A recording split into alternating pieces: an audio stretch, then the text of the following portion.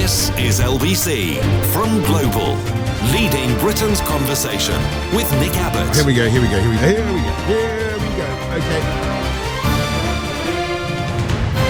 I think he's betraying a quite stupefying ignorance. Thanks, Bodge. They call it Wine O'Clock Friday. Hey, Bodger. Stop whining.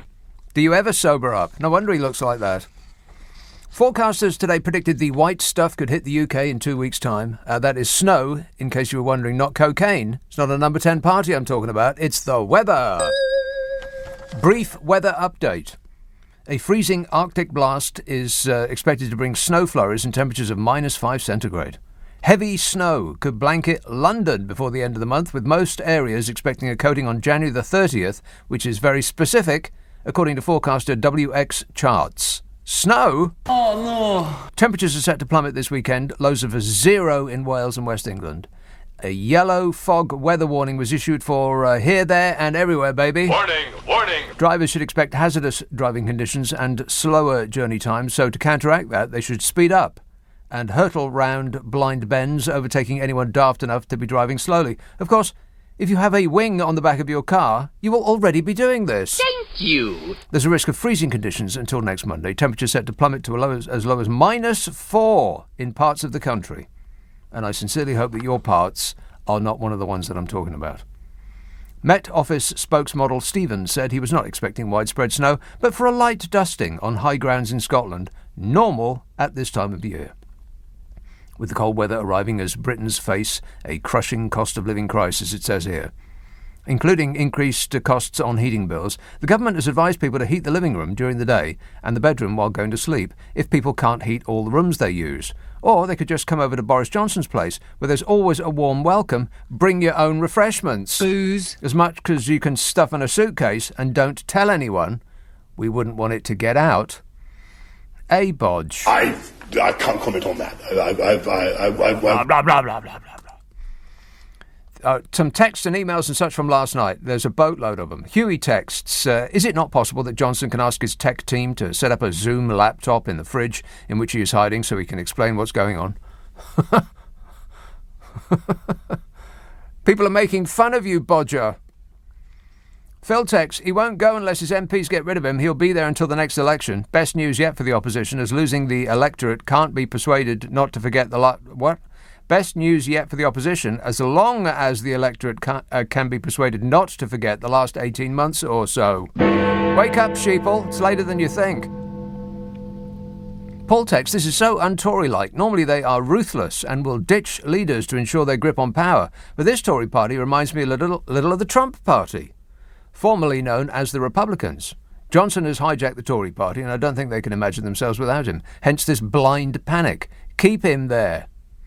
Yeah, I think that if you wanted to see the back of the Conservative Party running this country, then I think you'd probably want him to stay there, just to remind people of, how we got here. Rona says, did you hear Smug yesterday? This would have been Thursday now. I have never wanted to throw my radio out of the window so much. Surely he must be some kind of alien. He's not normal, that's for damn sure, says Rona. Smug? You're better informed than I am. I don't know anything. Has anybody in your experience ever thought more of themselves with less good reason than him? Katie texts, Boris et al. Have monumentally messed up. However, they were the safest hand during a global pandemic. Idiotic end to a good run, says Katie, who must have been asleep for the past 2 years. Safest hand during the global pandemic? You've got to be kidding me. Well, apart from every other country on Earth, you mean? Johnny texts, all this alcohol at business meetings would explain some of the decisions. Well, that is true, yeah. Answers a lot of questions that we've been, curious about over the past couple of years, yeah. They were drunk. Explains everything. This text says, wouldn't it be easier to ask what day in the year didn't a party take place? Yeah, I think so. Every day is party time over at number 10. They're having a party. By the way, somebody walked in with a suitcase full of booze, right? They didn't just walk straight into number 10. They had to get past the police persons, armed up to their eyeballs with all sorts of weaponry they are. There's at least 3 of them chit-chatting away every time I drive by. What they have to say to each other, I do not know. I mean, how much information can they be passing to each other? But you don't just walk straight into number 10. You've got to get by them. You've got to get by the gate and then by this hump in the road, a sleeping policeman, they used to call them, some, like advanced repelling device that would dissuade anybody from launching an attack. You've got to go through hoops. You've got to get through security. You can't just waltz in with a blooming suitcase. They want to know what's inside the suitcase. What was inside that suitcase? Booze. Booze, and lots of it. So police persons must have known that it was going on. Yeah, but that and the noise. Nothing to see here. Please move along. Oh. I mean, it's not funny, but it sort of is. I mean, talking about the police. An 80-year-old white ex-ballet dancer was mistaken for a black suspect in his 30s by highly trained operatives of the Metropolitan Police. What? An 80-year-old tall white ex-ballet dancer was tasered in his own kitchen by the officers of the excellently run Met Police who were looking for a 30-year-old short black man. It's the sort of mix-up we make all the time. I mean, when I'm looking at the telly, I can't tell the difference between Gary Lineker and Jermaine Genus. They all look exactly alike to me. 80-year-old tall, white, ex-ballet dancer Roy Morton was woken on December the 28th by officers armed with submachine guns who smashed through his front door, tasered him, pinned him to the floor and handcuffed him. Well, he had it coming, because he wasn't doing anything at the time, said Priti Patel. I made that up. Priti Patel said no such thing. The police smashed through his front door, tasered him, pinned him to the floor, handcuffed him after allegedly mixing up his address and apparently becoming blind so that they could not tell the difference between an innocent 80-year-old tall white man and the 30-year-old short black man that they were supposed to be after. Chief Superintendent Phil said, I am very sorry that I screwed up. Totally I am so sorry. You just don't know how sorry I am. I'm sorry. He said a team is investigating what happened, but he can't say any more as he does not want to prejudice Sue Gray's inquiry. He didn't say that. I lied about that too. Liar! Describing the moment armed officers burst into his kitchen at 7 o'clock in the morning, Mr. Morton told the Daily Mail, I was wearing my pyjamas just standing there on the tiled floor, wondering desperately what the hell was going on. Guilty! He said at least 4 police in full riot gear, carrying machine guns, were shining dazzling bright torches in my face, all shouting and screaming something unintelligible at me. Suddenly one of them fired his taser and I fell to the floor of the kitchen, helpless. Then they jumped on me, kneeling on my back to pin me onto the tiled floor, twisting my arms behind my back and handcuffing me, and telling me I was under arrest for impersonating a white man. I'm joking, they didn't say that. It's just another ordinary day with the Met Police under the guidance of their superb leader, Dame Cressida Dick. 3 cheers for Cressida Dick. Hip hip. No? 0345 6060 973. Text 84850. Email nicka@lbc.co.uk. And if you're on Twitter, it's @LBC. Narberth. Hello, Neil. Hi, Nick. How you doing? Good, thanks. First of all, I want to start with an apology. Last night you had a phone call from my hometown, Narberth, from someone called Jimmy. And he was talking about the fact that, well, actually the call was meandered along for ages, and I think you ended up saying we needed to call an ambulance to go to Narberth. Did I? That sounds like something I'd say, yeah. You did, yeah. I mean, I was just ambulance concerned for Narberth, his health. I can't remember precisely what it is you're talking about, but yeah, okay. Well, as anyone will Is know... my nurturing side coming out, Neil? Absolutely, no. As anyone knows in South Wales, if you call it for an ambulance, by the time they arrive, you're decomposed anyway. So. Yeah, you're either cured or dead. Yeah, that's right. But yeah, enough of that anyway. It wasn't me anyway, I'm not people say, and no relative of mine. I just wanted to just check, see if you'd received the message from Priti Patel this week, the one that was about sort of forming a square around the bodger. Yeah. I think she didn't say that, though, did she? You're making that up. No, I made it up. I'm kind of like thinking that was like the gist of it, given what was done previously for her. That must be some sort of stupid Eton thing that stupid Eton people say just so that they will know that, or that everybody else will know that they went to stupid Eton. Because ordinarily you would, if you were trying to protect somebody, form a circle around them. It's a stronger shape. A circle, a square is more easily penetrated. But it probably has something to do with their quadrangles. In the case of bodger, of course, it would have to be something like Trafalgar Square, probably, something like that, to be big enough. Huge, yes. Big dog, that's right. Yeah. But I was thinking about ringing the Met Police tonight about and perhaps getting the Dangerous Dogs Act employed towards that big dog anyway. I recommend that you do that, Neil, and then call me back. Make your first call from prison to me. Promise me you'll do that. I would do. Thanks a lot, mate. 0345 6060 973. Text 84850. Email nicka@lbc.co.uk. And if you're on Twitter, it's at LBC. Friday, Saturday, Sunday night at 10. Nick Abbott, LBC. This is LBC with Nick Abbott. Call 0345 6060 973. Tweet at LBC. Text 84850. What we got here is a failure to communicate. Yes, it's a lack of communication. That's the problem. It's either that or a lack of comprehension. We're just too stupid to understand that they're doing a tremendous job. Simon texts, I think Boris Johnson's garden party is the least of our problems that we face with this government. We appear to be sleepwalking into a dictatorship. That's right.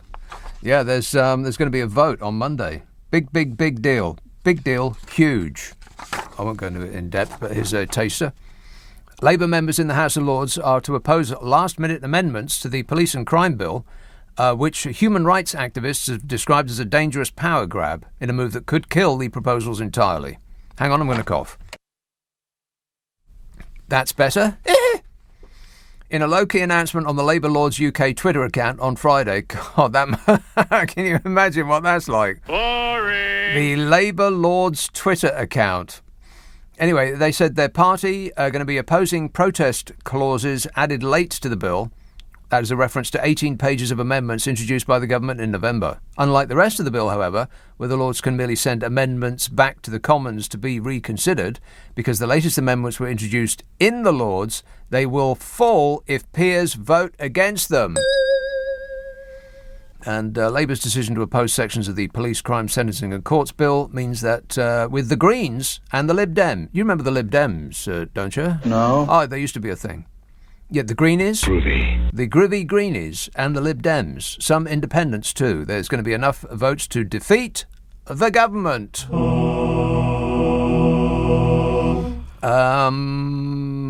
Yeah, and so on. Anyway, there's people were protesting about that today, and with good reason. We shouldn't be concentrating on the travails of his imperial bodgeness. We should be concentrating on that instead. So, with that in mind, it's been claimed that his imperial bodgeness, also known as the big dog, the fat Labrador, Bodger Johnson has drawn up a list of officials to be forced to quit as he desperately tries to cling on to his job. He has taken full responsibility to find out who is responsible for everything he has ever done. Heads will roll. The PM's desperate battle plan includes, but is not limited to, selecting officials to offer their resignation and accept blame for what he himself has done. Wow. He's got the Midas touch, no? No. They're going to have to budge up on the benches in the House of Lords because there's a few more coming their way, I bet. Every one of these people who is going to face the sack is going to be out with a promise of you just wait 6 months and you'll be living the high life in the House of Lords, the world's best club. They pay you to be a member. It's understood that Bodger Johnson has himself dubbed the idea to save his own skin Operation Save Big Dog. a big, shaggy, lovable old dog who's become too boisterous and needs to be taken away to live on a farm. Forever. Or at least that's what we'll tell the kids. Meanwhile, anxious Bodger and his ghoulish cast of enablers await the publication of senior official Sue Gray's findings, which I'm sure will be as thorough as any employee would be when investigating their own boss. Now, The Independent says that Mr. Johnson is drawing up a list of colleagues to resign so that he doesn't have to. His Chief of Staff, Dan Rosenfield, who is outstanding in his own field, that's just a fact, and Private Secretary Martin Reynolds, take a letter Reynolds, his Private Secretary. They're both being considered as possible departures from Downing Street and arrivals in the House of Lords, I bet you. I mean, does Bodger actually think that that's going to make us all forget about this? And sigh with relief that a couple of suits that we've never heard of have taken the blame? I mean, do you think we're stupid? Yes. A former Tory cabinet minister said a root and branch overhaul of Number 10 is a bare minimum to translate contrition into action. Oh, do me a favour. I mean, talk about not getting it, as though we'd just go away if they patted us on the head. Sue, fiercely independent Gray's report will make findings of fact, but it'll be for the police to punish lockdown breaches. But as they're busy arresting 80-year-old ex-ballet dancers, they can't come to the phone right now. So if fiercely independent Sue Gray did find, under this mountain of evidence, that they were breaking the law every week for months and months, it's going to be up to the Met Police to prosecute. Case closed, nothing to see here, move along, or it's 51 weeks in jail for you, sunshine. Labour leader Sir Keir Starmer said this shows just how seriously Boris Johnson has degraded the office of Prime Minister. The Conservatives have let Britain down. Boris Johnson should do the decent thing and resign. Whoa, steady on there, Keir Starmer. You're beginning to sound like the opposition. Levi texts, have you seen that Number 10 staff held wine time Fridays throughout the pandemic? But supporters are saying, so what? Because they just want Brexit. Says Levi. Yeah. Wine time Fridays. Whinging and whining and moaning. And the whinging and the moaning goes down a lot better with the whining. Booze. Exactly. Phil says, Gandhi said, if there's an idiot in power, those who elected him are well represented. Ouch. Alan says, be careful what you wish for. We didn't want May, but we would take her now that we have Johnson. And we would be wishing Johnson back if we ended up with Truss. The brains Truss. Oh, there was a story about her. I mean, there's plenty, but here's one. Liz Truss, the current favourite to succeed Boris Johnson to run this country, hosted a lunch at an expensive private club after overruling civil service advice to look for a cheaper venue. The civil service was trying to limit the expense to us poor dopes who pay taxes. Thank you. But the brains Truss said that money is no object when it comes to herself, as long as she's not paying. Leaked correspondence. That place leaks like a sieve. Good thing, too. Leaked correspondence has revealed that the Foreign Secretary refused to consider anywhere else and asked that public funds should pay for a £3,000 event with Joe Biden's trade representative. You know, as though spending $3,000 on an American representative is going to get us a huge and tremendous trade deal. Going to need a lot more than that. Civil servants were so concerned at the cost and the venue's close links to the Conservative Party that the proposal was referred to the most senior official at the Department for International Trade. The brains Truss and her companions drank. What is it with these people and drink? 2 measures of dry gin, 3 bottles of Paso Barrantes Albarino, a Spanish white wine, costing a total of £153. And 2 bottles of French red Coudelet de Beaucastel costing a total of £280. What? That's 140 quid a bottle. And that's just the drink. It's another hard day's work at the top. Before attending the event with the US trade representatives, a civil servant described the club that the Brains Trust wanted to go to as obviously incredibly expensive and more than I understand we'd usually expect to pay for such a venue. The email sent on the 15th of June last said officials had suggested another option, Quo Vadis in Soho, which costs only £1,000. Only. We must seem like ants to them. This was refused. Quo Vadis in Soho was refused. It's a highfalutin joint, and if you have to ask how much it costs, then you can't afford it. But that place was refused on behalf of Liz Truss because she was insisting that they book 5 Hertford Street and that Quo Vadis would be inappropriate. So what was so special about this private members club, you're wondering? Well, this club, 5 Hertford Street, is owned by Robin Burley, a £20,000 donor to Boris Johnson's leadership campaign and half-brother of Zach Goldsmith, the Environment Minister. Oh, fabulous. Oh, my God.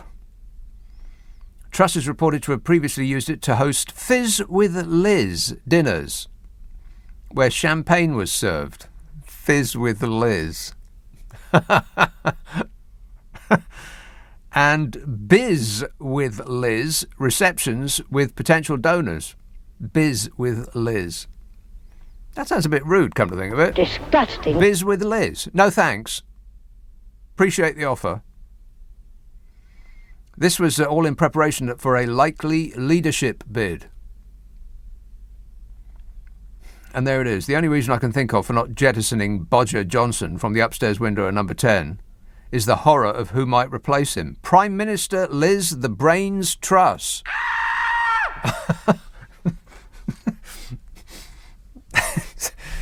I think we need Donald Trump to be re-elected to run America immediately. I can be more presidential than anybody. Because it's going to take the world's eye off our travails. We need America to start being the laughing stock of the world again. Because at the moment we are tip-toppermost. At the very tip-toppermost. It's painful. In 2 short years, this clown show has done this to this country. Yeah. Wait. I mean, almost like a blink of the eye. If only we'd had some clue as to what he was like before he... Oh, no, that's right. Everybody knew exactly what he was like. But we just want Brexit. Andrew texts, if you can remember being at a Downing Street party, then it's likely that you weren't there. It gets worse. Have you read about the hangovers thing? Oh, my... Just wait. Just you wait. Callie says, if Johnson goes and we get Sunak, heaven help the disabled or the NHS. Or we could get the Victorian cartoon character Rees-Mogg. Careful what you wish for. Yeah, exactly. You're better informed than I am. I don't know anything. Again? I don't know anything. One more time. I don't know anything. And Jen tweets, is that a recent photo on the back cover? You haven't changed since your LBC photo. Oh, that. Yeah, it is. It's probably the light. I've written a book. It's from the A to Z of 2021. It's also got a month-by-month, I take you through month by month, how we got here, essentially, by going through last year. And as it was going along, I was writing about all the stupid things that were happening. And that's in the book as well. It's called The Ups and Downs, the Cheese and Wine of 2021. And it's available at almost nothing at all in Tree Hugger ebook form. And slightly more in Tree Hater paperback form. It's available on Amazon. I think you'll love it. 0345 6060 973. Look at the time, it's 10:30. The news headlines with Zora Suleiman. Nick Abbott on LBC. Call 0345 6060 973. Do not panic! Do not panic! We are trained professionals! Yes, we are being led by trained professionals. They're doing their best. Peter says, do you think that Dominic Cummings clears his inbox at the end of each week, or does he hang on to old emails for longer? I think he probably hangs on to them forever, just in case. Gordon says, I ordered your A to Z on the train to Edinburgh last Friday, somewhere north of Berwick, and the print version was delivered to an address in the Trossachs that Sunday. Wow, says Gordon. That is a wow. How do they do that? It's like magic. Mike emails, I was going to comment about the appalling situation going on with this awful government, but I've decided to wait until I see Sue Gray's report, just like everybody else in this country. Sue Gray. I'm not sure that Sue Gray even exists. Athene emails, as a youngster in the 1970s, I have always found the dichotomy between what presenters sound like and look like to be absolutely fascinating. Yeah, it's absolutely fascinating. Boring. I mean, you get an idea of what somebody looks like, but they're based on nothing at all, just based on your own imagination, Athene. Richie says, I ain't worried about the Conservative COVID parties. After coughing up my share of 30 grand for his wallpaper, now the British taxpayer may have to fork out for a new swing. I hope it's not gold like the wallpaper, says Richie. That's right. Talking about that, Number 10 staff regularly slept off their hangovers on sofas after staying up until 3 a.m. after a hard day at the bar. Booze. According to a Downing Street insider, cleaners would be greeted by empty drinks left on desks the next morning, bottles everywhere, nor any drop to drink. An insider told The Times people used to sleep off their hangovers in the buildings overnight on sofas. And in the mornings, there were empty drinks on the desks and the cleaners had to pick up. There was a culture of boozing. Oh, my God. We're all lucky to be alive. Were any of them ever sober? They said staff had to put chairs across the door to Mr. Johnson's office to stop him coming into contact with people because he simply did not think about following the rules. Yeah, no rules apply to the big dog, Abbot. That dog needs taken to the vets. Stop him humping the furniture. Disgusting. Staff took turns to stock up on drinks at the local Tesco Metro with a wheelie suitcase to fill up the 34-bottle fridge, which was delivered through the back door of Downing Street on December the 11th, 2020. Why didn't they just relocate Number 10 to a Wetherspoons to save the trips? And in December, while they were gallivanting, us poor dopes what pay taxes were forbidden to mix indoors, or even mostly outdoors, under threat of having our legs slapped by Priti Patel and our bank accounts raided for a 5-figure sum. Meanwhile, Downing Street scheduled Wine Time Fridays into the electronic calendars of 50 Number 10 staff every week between 4 p.m. and 7 p.m. What? I mean, it wasn't even hush, hush, pass it on thing. Psst, we're meeting tonight, don't tell anyone. I mean, they were practically putting up bunting and banners saying, well done, everybody, you made it through a whole day since Thursday, and now it's Wine Time Fridays. I mean, serious question. If you can get put in jail for being in charge of a motor vehicle while drunk, what's the charge for being drunk in charge of a country? Any thoughts on that one, Bodge? I followed the ministerial guidance at all times. Sue Gray, the famously independent Sue Gray, the senior civil servant investigating the litany of claims, is said to have been completely blindsided by the latest revelations and has immediately concluded that no rules were broken, the Prime Minister is a man of absolute integrity, and no blame should be levelled at such a magnificent big dog as him. Or at least that's how it played out in my mind. How about you?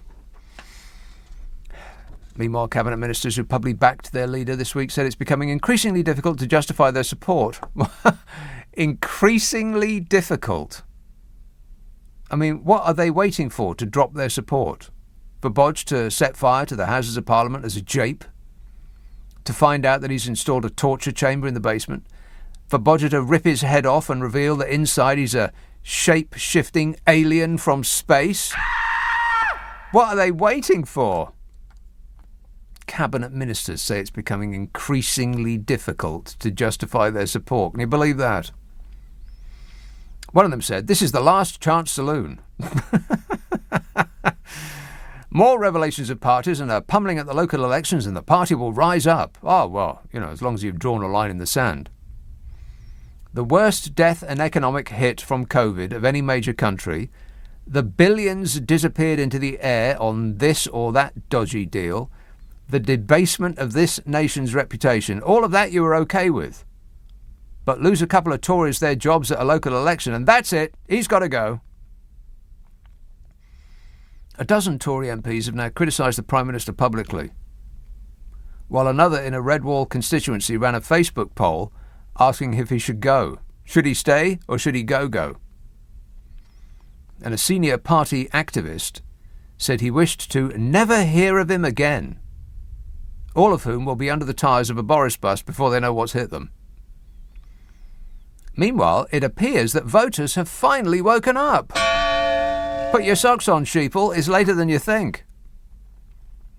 7 out of 10 of us apparently believe that His Imperial Bodgeness has not been telling the truth about his involvement in the Bring Your Own Bottle garden party, which implies that 30% of the people in this country still think that he's an honest person. Like his idol. Everything that I've done is 100% proper. That's what I do, is I do things proper. He does things proper. 63% of us said that he should resign. Again, meaning about 4 in 10 are quite content with the way things are going. And that's about enough to get him elected again. Because I bet that those 4 in 10 will absolutely, totally and definitely go out to vote because, and I bet this is true, he got Brexit done. How's Brexit going, by the way? Brexit's going great. The PM's spokesman admitted an apology had been made to Buckingham Palace over what they called regrettable behaviour in Downing Street on April the 16th last year, when 2 other leaving do's took place, including for the departing Director of Communications, James Slack, who went on to the Sun newspaper and seemed to have forgotten about being at a party the day before the funeral of Prince Philip, at which the actual blooming Queen had to sit alone because of the rules doled out by the leader of this cavalcade of clowns, one Bodger Big Dog Johnson. What a scoop that would have been for The Sun if only the deputy editor of The Sun had remembered that he was there and that the party was thrown as a leaving do for him.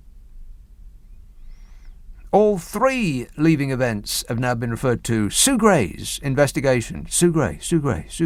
If they keep saying Sue Gray, they must be hoping that we'll fall into a hypnotic trance.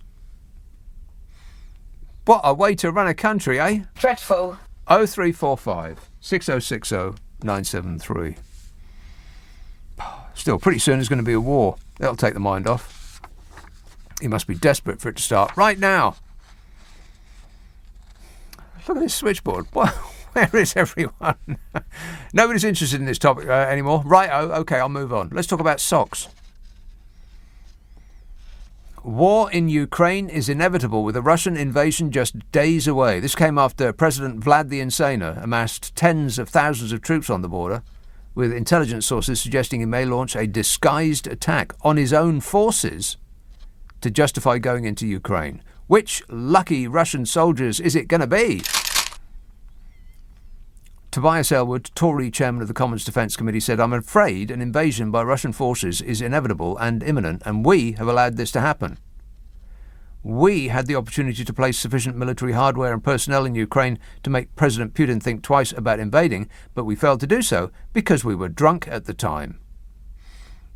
I added that last bit on at the end. Still, on the upside, a little light war will certainly take the eye off Bodge and his incredible exploding premiership. The US and the UK have dismissed Russian demands for a veto on former Soviet republics joining NATO and rebuffed calls for the removal of Western troops from Eastern Europe. They said, No. And Vlad's upset.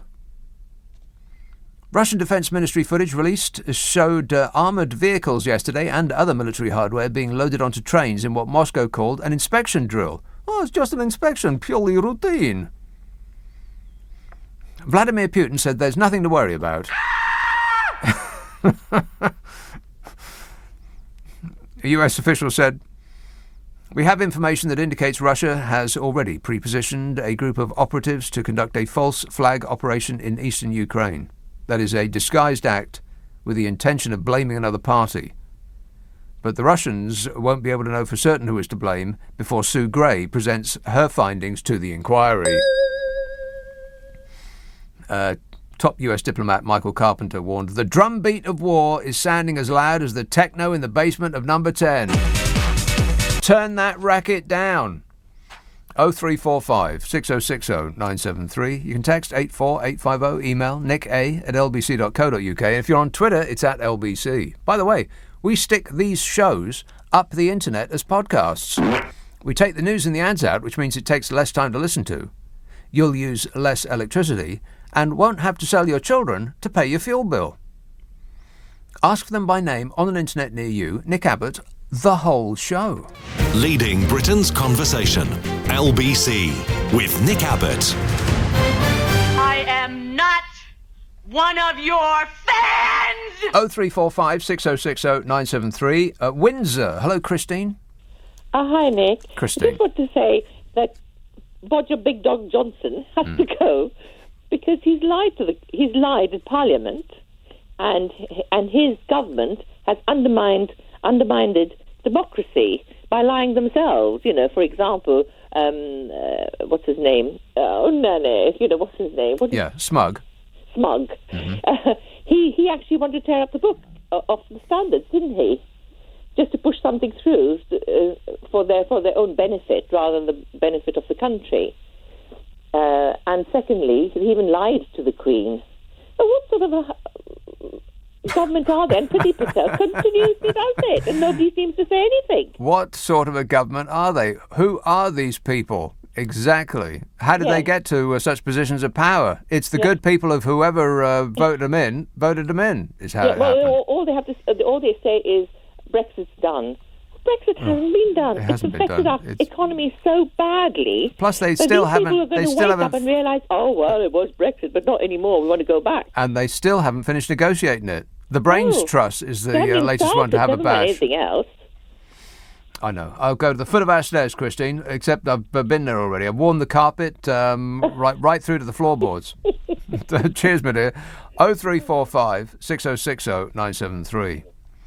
B text, just chatted with close friends in Germany for over an hour. Boris Johnson and his sycophantic, incompetent government are providing the utmost entertainment over there. Well, if you were wondering what's he good for, amusement for foreigners. Global Britain, where is Britain on the world stage? Nowhere. Shocking, says B. B can't believe it. Lisa texts, a caller on LBC this week suggested we boo for Boris every Thursday night on our doorsteps until he goes. I'm totally behind this. Let's make it happen, says Lisa.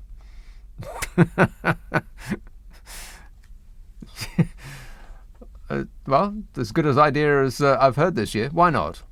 Broadstairs. Hello, Phil. Hello there, Nick. Phil. I was just thinking this Downing Street policing model is rather challenging for those of us who are trying to sort of, keep abreast of the police and criminal whatever it is bill coming in shortly at, because it seems to me it's the perfect place to run a large-scale drug deal or headquarter an organised crime syndicate, because they never look at anything, do they, when it's coming in? No. So presumably you could bring anything in. Anything at all. Contraband, anything you want. Mm-hmm. And I'm just wondering, is this really the acceptable level of policing, that they can only investigate one thing at a time, that they have to wait for a civil servant to tell them what to do, that the police outside sort of don't seem to monitor anything? I mean, who could get in there? And apparently half of them weren't working there. Who could get in there under what thing and do what? I mean, seriously, it strikes me that the security there is most bizarre. Yes. Doesn't look secure to me. No. Well, can I just mention one last thing? Maybe, you actually. You always have to ask yourself the Bush question. The what? The Bush question. The Bush question? If Bush resigns, do you want Cheney? Right. So if Johnson goes, do you want ... No. It was what they used to say during the Iraq wartime, No, You're complaining about Bush, but do you want Cheney? Yeah. Do I want Cheney? Do I want the Brains Trust? Do I want Smug? Do I want Angular, Tetchy, Humanoid, Dominic, Deckchair, Rob? Let me think about that. No. No, it's a no from me. Thanks, Phil. It does... What? Where's that coming from? Oh, no, there's a phantom noise Not this again. I'll have to go and seek it out. Leave it with me. It does occur to me that, all that heavy security around Downing Street, they've got gates and more gates, and they've got policemen armed up to the eyeballs with all sorts of machinery. Maybe they're not there to protect who's inside from us. Maybe they're there to protect us from who's inside. Well, it's worth thinking about. What do you reckon, Bodge? He's thinking. 0345 6060 973. Dover, John. Hello there. Hello there. Evening, Nick. Yes, John. Vladimir Putin. Vlad the Insaner. Yes, whatever. I'm not convinced, and I'm probably in a minority, that he is going to invade Ukraine. I think it's a dangerous game of brinkmanship. Who is playing? That he is playing with the West. Playing. Right. Yes. And I mean, there was an allegation yesterday by the Americans that the Ukraine cyber attack came from Russia, and there's been a statement tonight from the Ukraine Security Agency saying it came from Belarus. Oh yeah. So I think there's some misinformation being battered about, and I'm not convinced we're getting the full story about how far he's got troops near the frontier. I think there's a game going on, I think, but it is a dangerous one. Right, but who's playing this game? Well, I think he's playing it with the West, and I think that Europe probably saw Biden as a friend, and I don't think Biden has turned out to be the friend Europe thought he was going to be, and I think he's aligning himself much more with China now, and I think it's annoying the Russians to some extent. Is aligning himself with China? Well, as opposed to Russia. Well, yeah. I think. Yes, but I'm saying I think that's what's partly annoying the Russians. Well, since when has America allied itself with Russia? Well, it hasn't, but I'm just saying I think there's a political game going on as opposed to always a military game going on. But I don't think there's no interest on his part to invade Ukraine. On Putin's part? Yes. How do you know? Well, I don't. I'm just saying it's a personal opinion. Okay. If I'm sitting here in the morning and I haven't been nuked, I'm probably right. So. Okay. If that's the bar for success, if you get up in the morning and you haven't been nuked, then I think we're doing very, very well. Thanks a lot, John. 0345 6060 973. It certainly would take the mind off Bodger and his various travails, though, wouldn't it? I bet he's yearning for it to happen. Johnny emails, Jacob Rees-Mogg is an anti-establishment, man of the people politician. He understands the struggles of ordinary folk, having worked his way up in the face of adversity. He is an honest and committed public servant who works tirelessly to make life better for all of us. We should be thanking him, says Johnny. Good one, Johnny. Regent's Park. Hello, Vance. Hello, Nick. Thank you, as ever, for keeping me sane. Nick, I think one of the problems is that Bodger and his criminal cabal have seized the narrative, and they're still trying to do that all the time. Operation Save Top Big Dog, is it? Yeah, can you believe that? Yeah. Well, I think it's about time that we started to make the narrative, we the people. And I'm taking my cue from something you said last night. You mentioned that the government treats us taxpayers as fools. Mm-hmm. And you're right. So I've got a question for you, Nick. And I know your listeners will be listening to this question, so it's a question for them. And it's simply this. Why should we pay our taxes anymore to keep a publicly renowned liar, hypocrite, and cheat in number 10 Downing Street? Why should we pay our taxes anymore? Well, because those taxes get put in a big pot for the benefit of all. I mean, I know that they spend them on things that don't benefit us at all, but if nobody paid any taxes, then you can kiss goodbye to pretty much everything that we hold dear. Yes, but we have no moral obligation to pay taxes to keep criminals in power, to keep a liar in power in 10 Downing Street. There is no moral obligation on we the people, on us the people, to pay any taxes. so long as we have that sort of government who treats us as, well, not just fools, but as debris, as detritus. I mean, that's how I feel. There may be no moral obligation, but I'm pretty sure that there's a legal obligation. Well, it would be interesting to know what your listeners, have to say about that. Oh, I'm sure anyway, not one single one of them actually wants to pay any tax, me included. But we like the things that the tax that we pay gets us. It's just that we wish they spent more of it on the things that we want rather than the things that they want. Rather than their booze and their sort of, expensive furniture and stuff like that. Right. Yep. Anyway, that's my contribution Okay, for excellent tonight, work. Nick. Thanks, Vance. 0345 6060 973. Pauline says, I asked my local Tory MP if he thought Bodger was the right person to run the country. He told me I was watching too much telly while he was getting on with what the people wanted. What? God, I would have been really annoyed. I did think about writing to my MP today, but then I thought, what's the point? He's just another one of these nodding dogs. Not the big dog, like you're not one of the big dog. Yeah. Wait a minute. Not that kind of dog. It's just a nodding dog. Like those things you used to see in the back shelf of cars. Yes, Boris. Yes, Boris. Yes, Boris. Like one of those people. Like an automaton. Affirmative. Just wind him up and watch him go. So I thought, what's the point? It'll only get me on some sort of list. Fortunately, I'm keeping a low profile. I hope that no one's listening to this.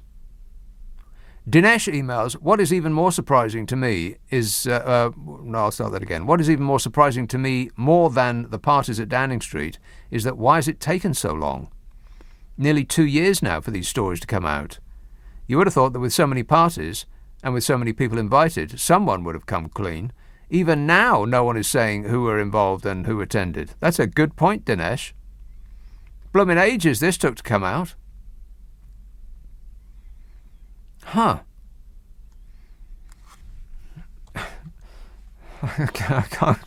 I'm finding it hard to get past that Pauline email. I asked my local Tory MP if he thought Bodger was the right person to run the country. He told me I was watching too much telly.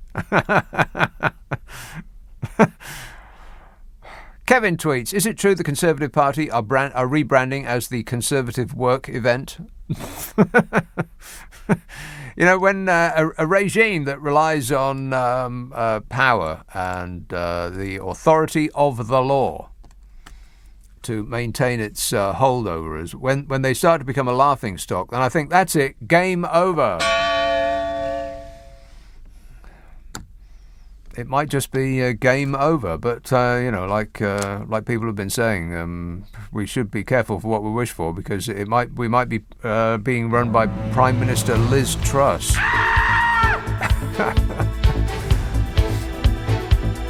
Or billionaire cashmere hoodie model and professional mirror gazer Fishy Sunak.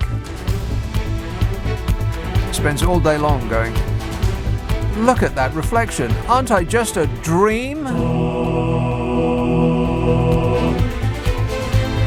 0345 6060 973. Text 84850. Email nick@lbc.co.uk. If you're on Twitter, it's @LBC. Friday, Saturday, Sunday night at 10. Nick Abbot, LBC.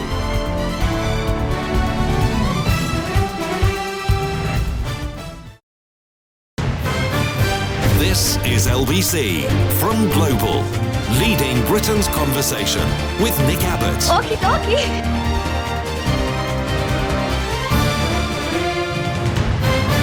You're wondering what it's all about, and I can't tell you because I don't know myself. Yeah, it seems like the race for the Premiership is getting a little bit dull now. I think everybody knows what's going to happen. Boring. So, but fortunately, there's always two things happening at the same time. There's the top of the table and the bottom of the table. I am fervently hoping that Leeds stay up. Come on, Leeds. You know you can do it.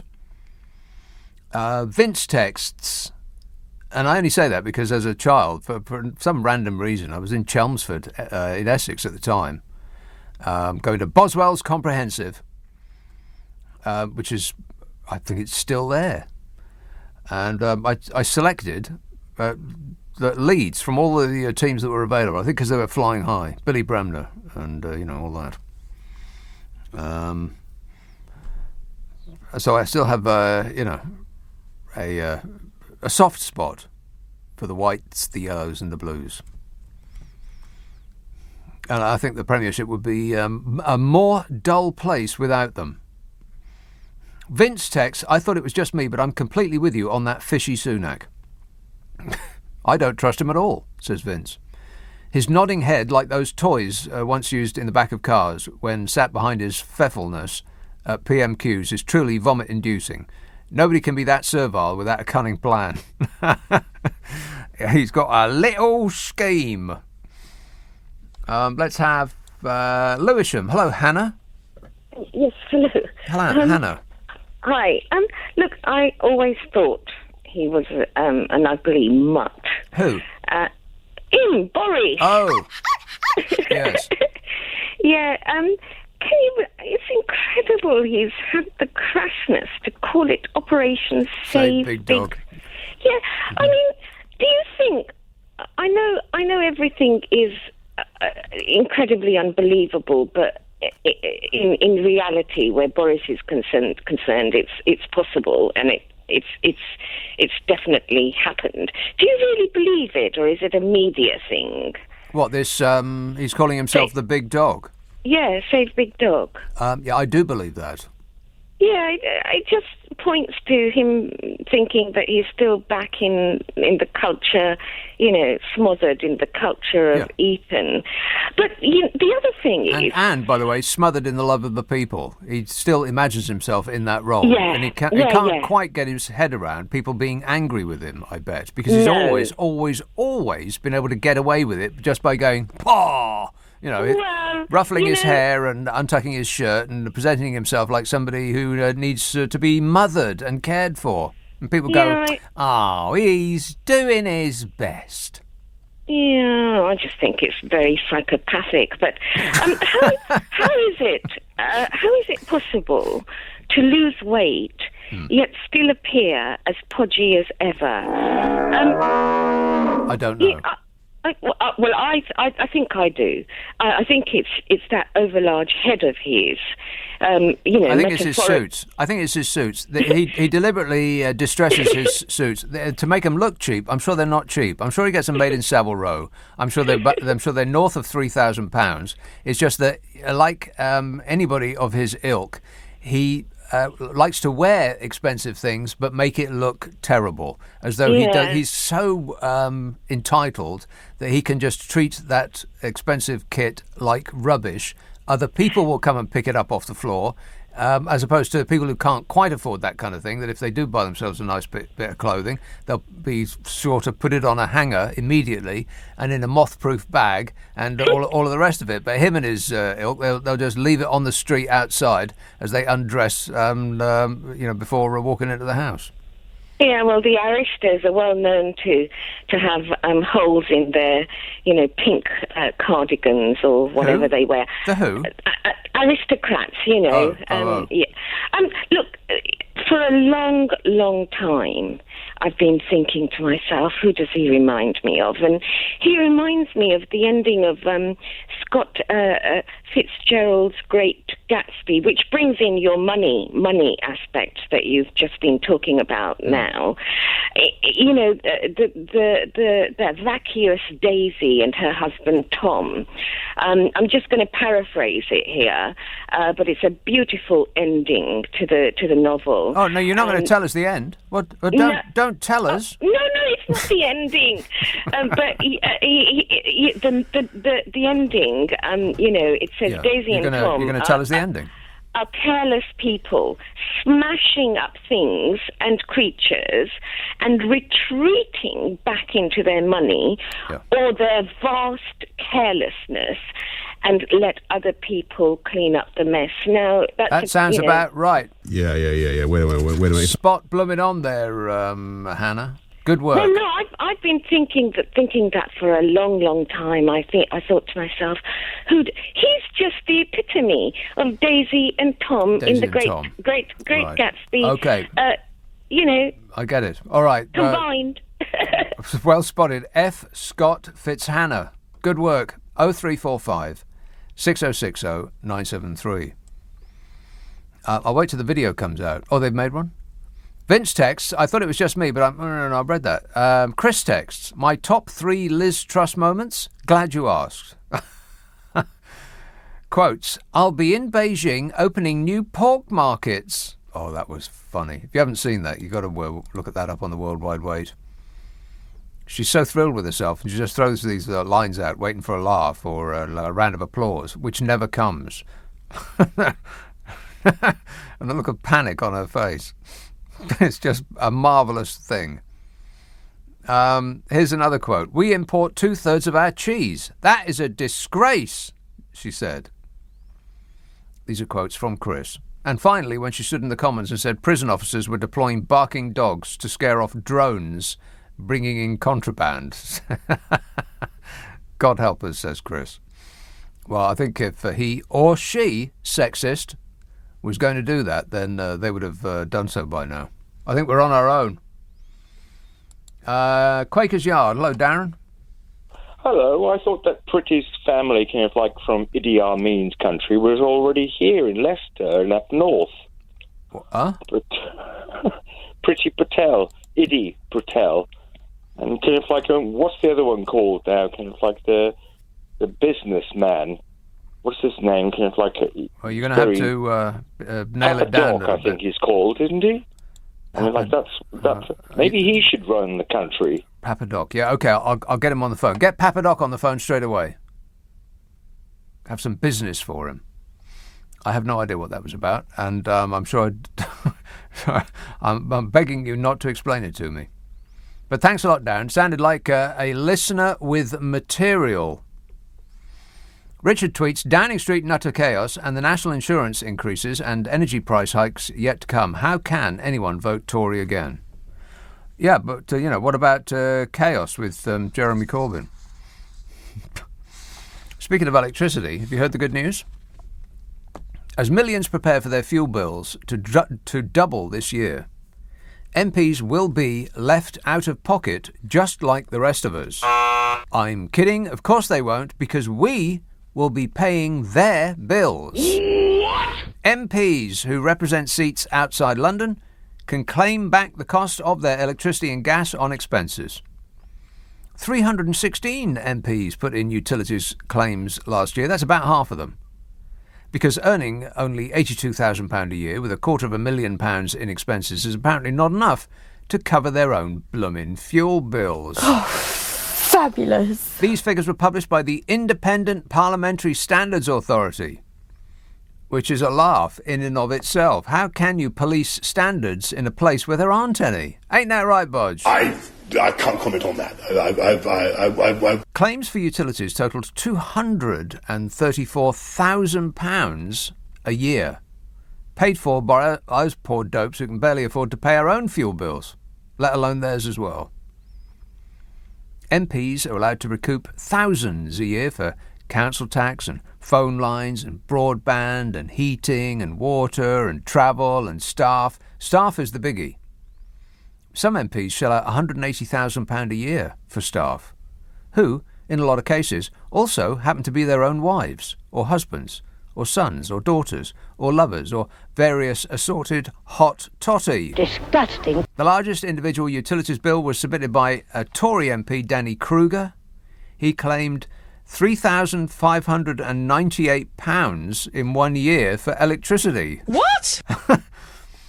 £3,598 for electricity. Or was he powering the heating for the local swimming pool? How can you spend £3,598 on electricity? Here, Danny Kruger, have you left a light on? You remember former Health Secretary Matt Hancock, don't you? No! Yes, that's him. He claimed £2,588 last year for heating oil at the Suffolk home where he lived with his wife and their 3 children before he decided to get warm somewhere else. Virginia Crosby, a former banker who is now a Tory MP, claimed £2,634 last year. Tory grandee Sir Edward Lee claimed £2,332 last year. Tory MP Mel Stride claimed £2,347. Attorney General Suella Braverman claimed £2,018 last year. Guess how many of the top 10 claimants are from the Conservative Party? Go on. We could play a game.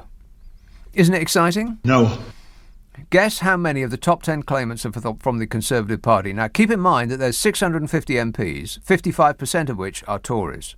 So you'd think that, on average, about 55% of the top 10 claimants would be Tories. Yes? Negative. No, of course not. Don't be silly. 80% of the top claimants are Conservative MPs. MPs who claim costs for their own homes can claim up to £5,480 a year for utility bills and council tax and service charges and phone lines and internet and all of that. And those who rent in London have an annual budget of £23,290, which includes utilities and rent, and outside the capital it's 16 grand odd. For them, not for you. I mean, if you had to move for your job or you needed somewhere to stay because you finished too late to get back home, you would sleep in your car or pay your own way. But not our esteemed representatives. They don't have to pay for a thing because they're worth it. Oh, what a way to run a country, eh? Dreadful. 0345 6060 973. Text 84850. Email nicka@lbc.co.uk. And if you're on Twitter, it's at LBC. Friday, Saturday, Sunday night at 10. Nick Abbot, LBC. Time. This is LBC with Nick Abbott. Well, let's get back to it. Andrew texts, been listening to the MSM all day. Oh, no. Anybody that says mainstream media. Just to smile politely and back slowly out of the room.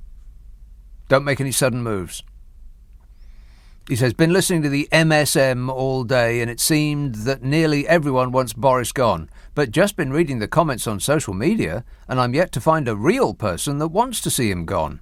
Maybe the majority of the people don't actually care about Boris's parties. Andrew, you're looking at this through the wrong end of the telescope. Of course you found people that agree with you on social media. That's because you follow people on social media that agree with you. Muswell Hill. Hello, Michael. Oh, hi, Nick. How are you? Michael, good, thanks. Good. Nick, I'm feeling a bit chuffed with myself, which is probably a terrible thing to admit when you're ringing up Nick, because you're probably going to take me down a couple of steps. But a couple of years ago, I rang you up and I said the real model that Boris Johnson had based himself on was not Winston Churchill, but it was a great big sheepdog. And I think you then referred to the Dulux advert. Yeah, well, that's where my mind just went just now, yeah. Exactly. You know, a big shaggy dog who bumps into things, but he's very lovable and he's forgivable. And I'm just really, I don't know, but have you heard that he, Number 10 now have a campaign to save the big dog? Yeah. And the big dog is the term that Boris Johnson has given himself. Yeah, we believe I thought that. You really couldn't make it up, could you? No, and I think at this point it would probably be better if this country was being run by the Dulux dog. Get Dulux on the phone. We'll see if we can borrow their prop. I think it probably caused less damage. But apart from that, I don't know if you've read, if you listen to the Daily Mail presenter that we have on LBC at the moment, Andrew Pearce, is having a bit of an identity crisis at the moment because even he can't stop himself criticising the Brexiteer Boris Johnson. But he managed to find some lord this morning. I think it was Lord Moynihan who seemed to be a stereotypical grandee, rather like your character, you know, the Lord. And according to Lord Moynihan, you know, we really, really should not be criticising Boris for this outrageous behaviour. Yeah. This outrageous behaviour, and I kid you not, according to this lord, is the result of Dominic Cummings wearing jeans to work. Well, that makes as much sense as anything else I've heard over the past 2 years. Well, as the Lord himself said, he said, Boris, he's always in a suit and a shirt and tie. Well, occasionally I've seen him without a tie, but really he's always dressed appropriately. Whereas that Dominic Cummings, he turns up to work in jeans and a t-shirt. Shocking. And the dreadful behaviour at number 10 is nothing got to do with the fact that our PM is a congenital liar who thinks rules apply to everybody else. It's actually all down to Dominic Cummings turning up for work in a jeans. Yeah, looking like a tramp, exactly. Well, exactly. So it's no wonder there's no respect for the Queen. I mean, you really could not make this stuff up, and he's a lord. So either Nick, he's really, really stupid, or he thinks we're really, really stupid, or maybe it's a case of both. But it all happened today on LBC. Right. Well, Radio. I can't make a decision as to whether he's stupid or whether we're stupid until Sue Gray's investigation has delivered its findings. But thanks for that, Michael. Cheers, mate. 0345 6060 973. Oh, God, there was a couple of characters that came out this week. I just had to laugh out loud. Here's one of them. Answering an urgent question tabled by the Labour Party about the parties. Paymaster General Michael Ellis told MPs he has confidence in Mr Johnson's integrity and honour. Which only makes the nation concerned about the judgment of Paymaster General Michael Ellis. I mean, do that lot really think they can just brush all this off by telling us not to question them? The Prime Minister has made it very clear that, and then insert some old waffle here. They all come out with that phrase, he has made it very clear that. Yeah, he has. It doesn't mean it's true. I mean, are they really so steeped in the aura of their own superiority that they imagine if they stand in front of a burning fireworks factory and tell us there's nothing to see here, that we'll all stop looking and just go home? And I did think that I bet Paymaster General Michael Ellis went to Eton, so I checked it, and he didn't. He went to Wellingborough School, an independent school in the market town of Wellingborough in Northamptonshire, established in 1597, and is one of the oldest schools in the country, charges about 17 grand a year for the privilege of sending your kid there, so it's Eton adjacent then. Oh, fabulous. Prime Minister Bodge and his wife Carrie Antoinette are understood to have been among 40 people in attendance at the event in Downing Street Garden on the 20th of May, when outdoor gatherings were banned in England. Just one of the many knees-ups that seem to be the way that business is done in Number 10. Yeah, it would probably have saved us a lot of money if they'd just moved the whole of Downing Street into Stringfellows.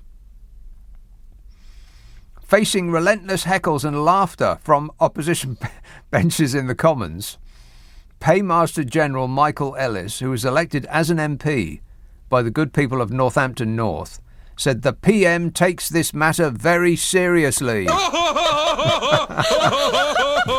Laughing at him. And he repeated that line about an investigation is taking place and senior civil servant Sue Gray and the independent and thorough, and I can't say more about the investigation until it reports, and blah, blah, blah. Paymaster General Michael Ellis told the Commons it's clear that in this country the same rules apply to everyone. What? No. It's not clear. It's the opposite of clear.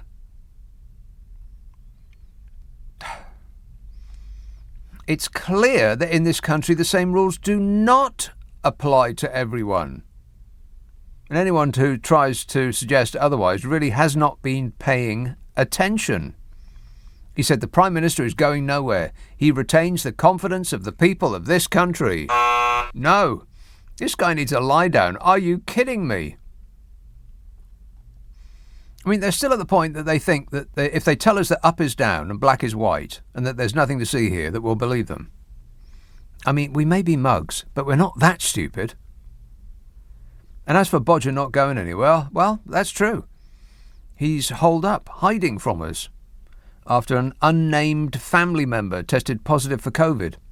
You know, as though that stopped him in the past. Which family member is it, Bodge? Is it one that doesn't exist? Just asking.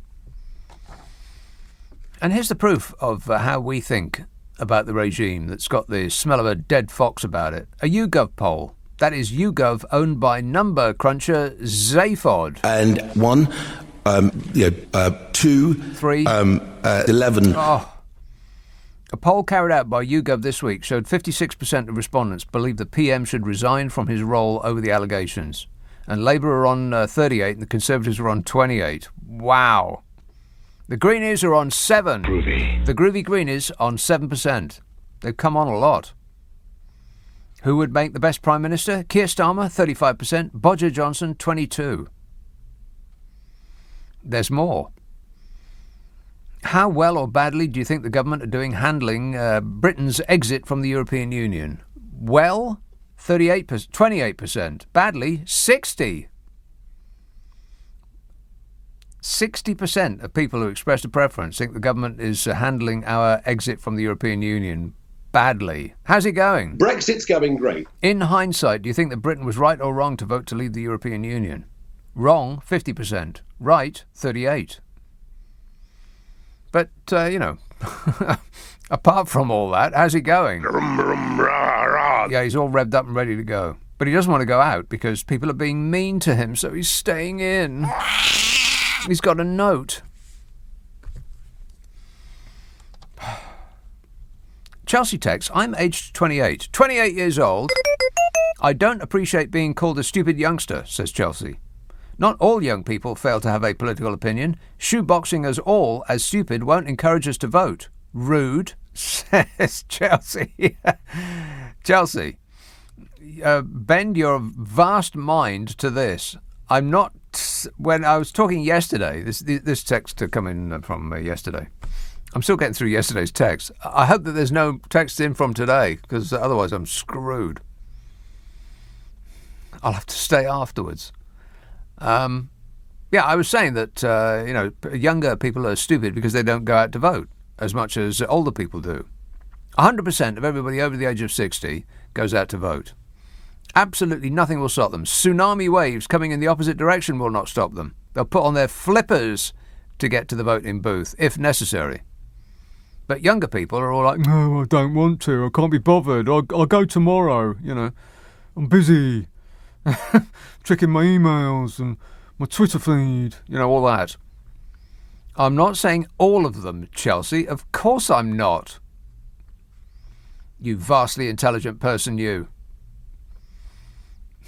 Rob texts, just check the Health and Safety at Work Act. You can't drink alcohol at work if you're working with tools.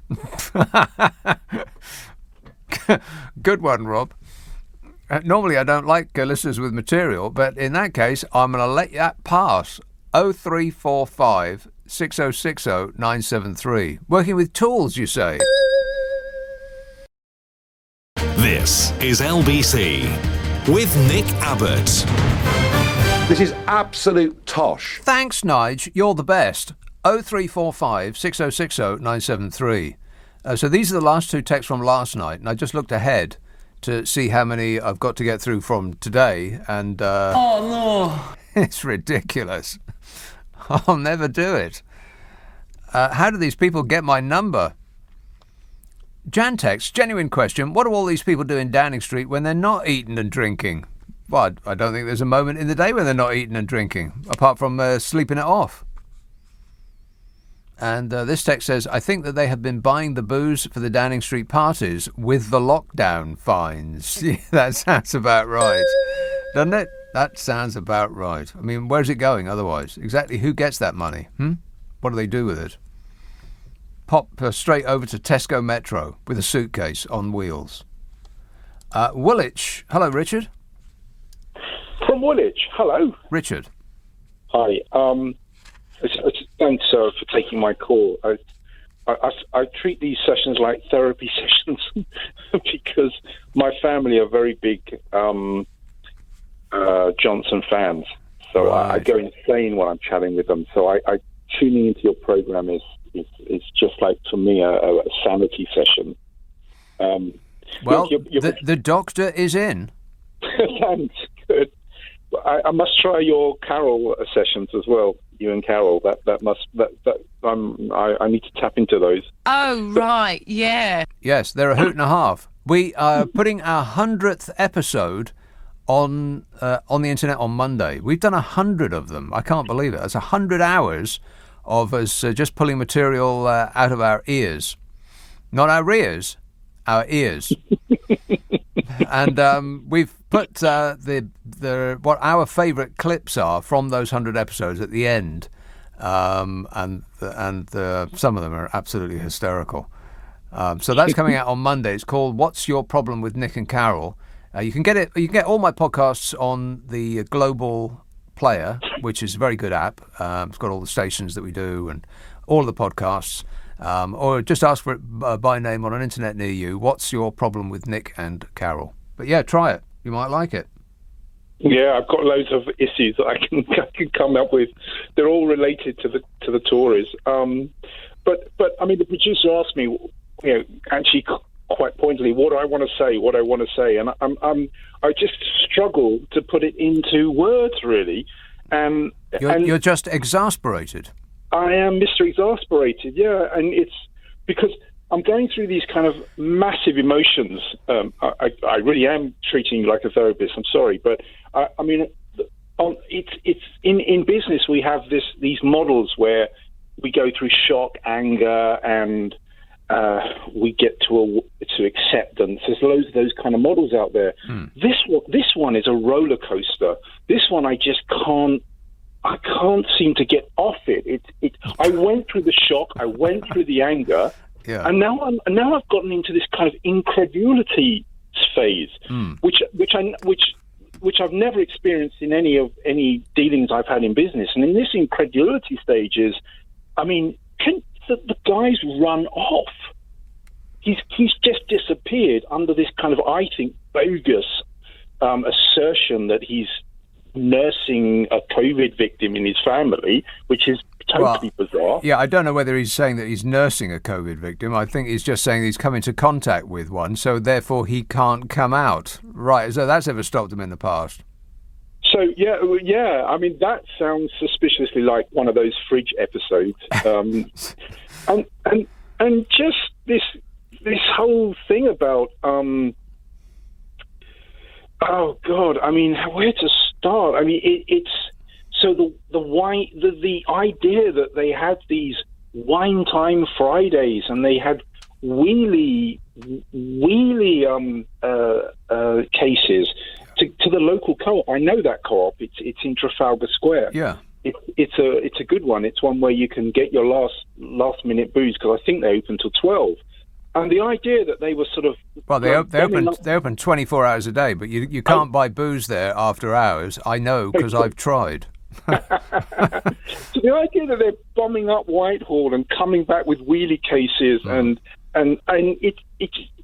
it's no longer anger. That's what I'm saying. Well, there's 5 stages of grief: denial, anger, bargaining, depression, and acceptance. So where are you on that scale? Denial and anger and depression, but you haven't reached acceptance yet. Yeah, but there's missing. I mean, she's missed one. I think she passed away recently, but the person who came up with that theory. I mean, it's this kind of absolute sense of incredulity. This kind of. I mean, I don't know if I'm just going back to the shock phase. Maybe that's it. But I'm just banging my head. I don't get it. And then that guy who turned up in Parliament, the Paymaster General, who sounded exactly like Rees-Mogg. I was listening to it on the radio. It confused me. Completely confused me. I think the attitude is, don't question us, peasant. It's infuriating. Exactly. Yeah. And they do that because up to this point, and I'm sure after this point, because this will blow over, something else will come along and distract us, something shiny, like a war.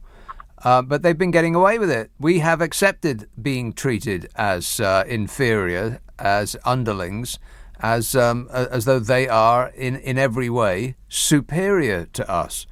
We love it, actually. That's the British malaise, this sort of cap-doffing mentality that there are a whole caste of people that are superior from birth, born to rule. Yeah, exactly that. That fuels my anger as well, because. But the other thing is then this complete sort of, he's going to cull all the civil servants in his Operation Big Slob or whatever it's called. Big Dog, say Big Fat Slob. Labrador, yeah.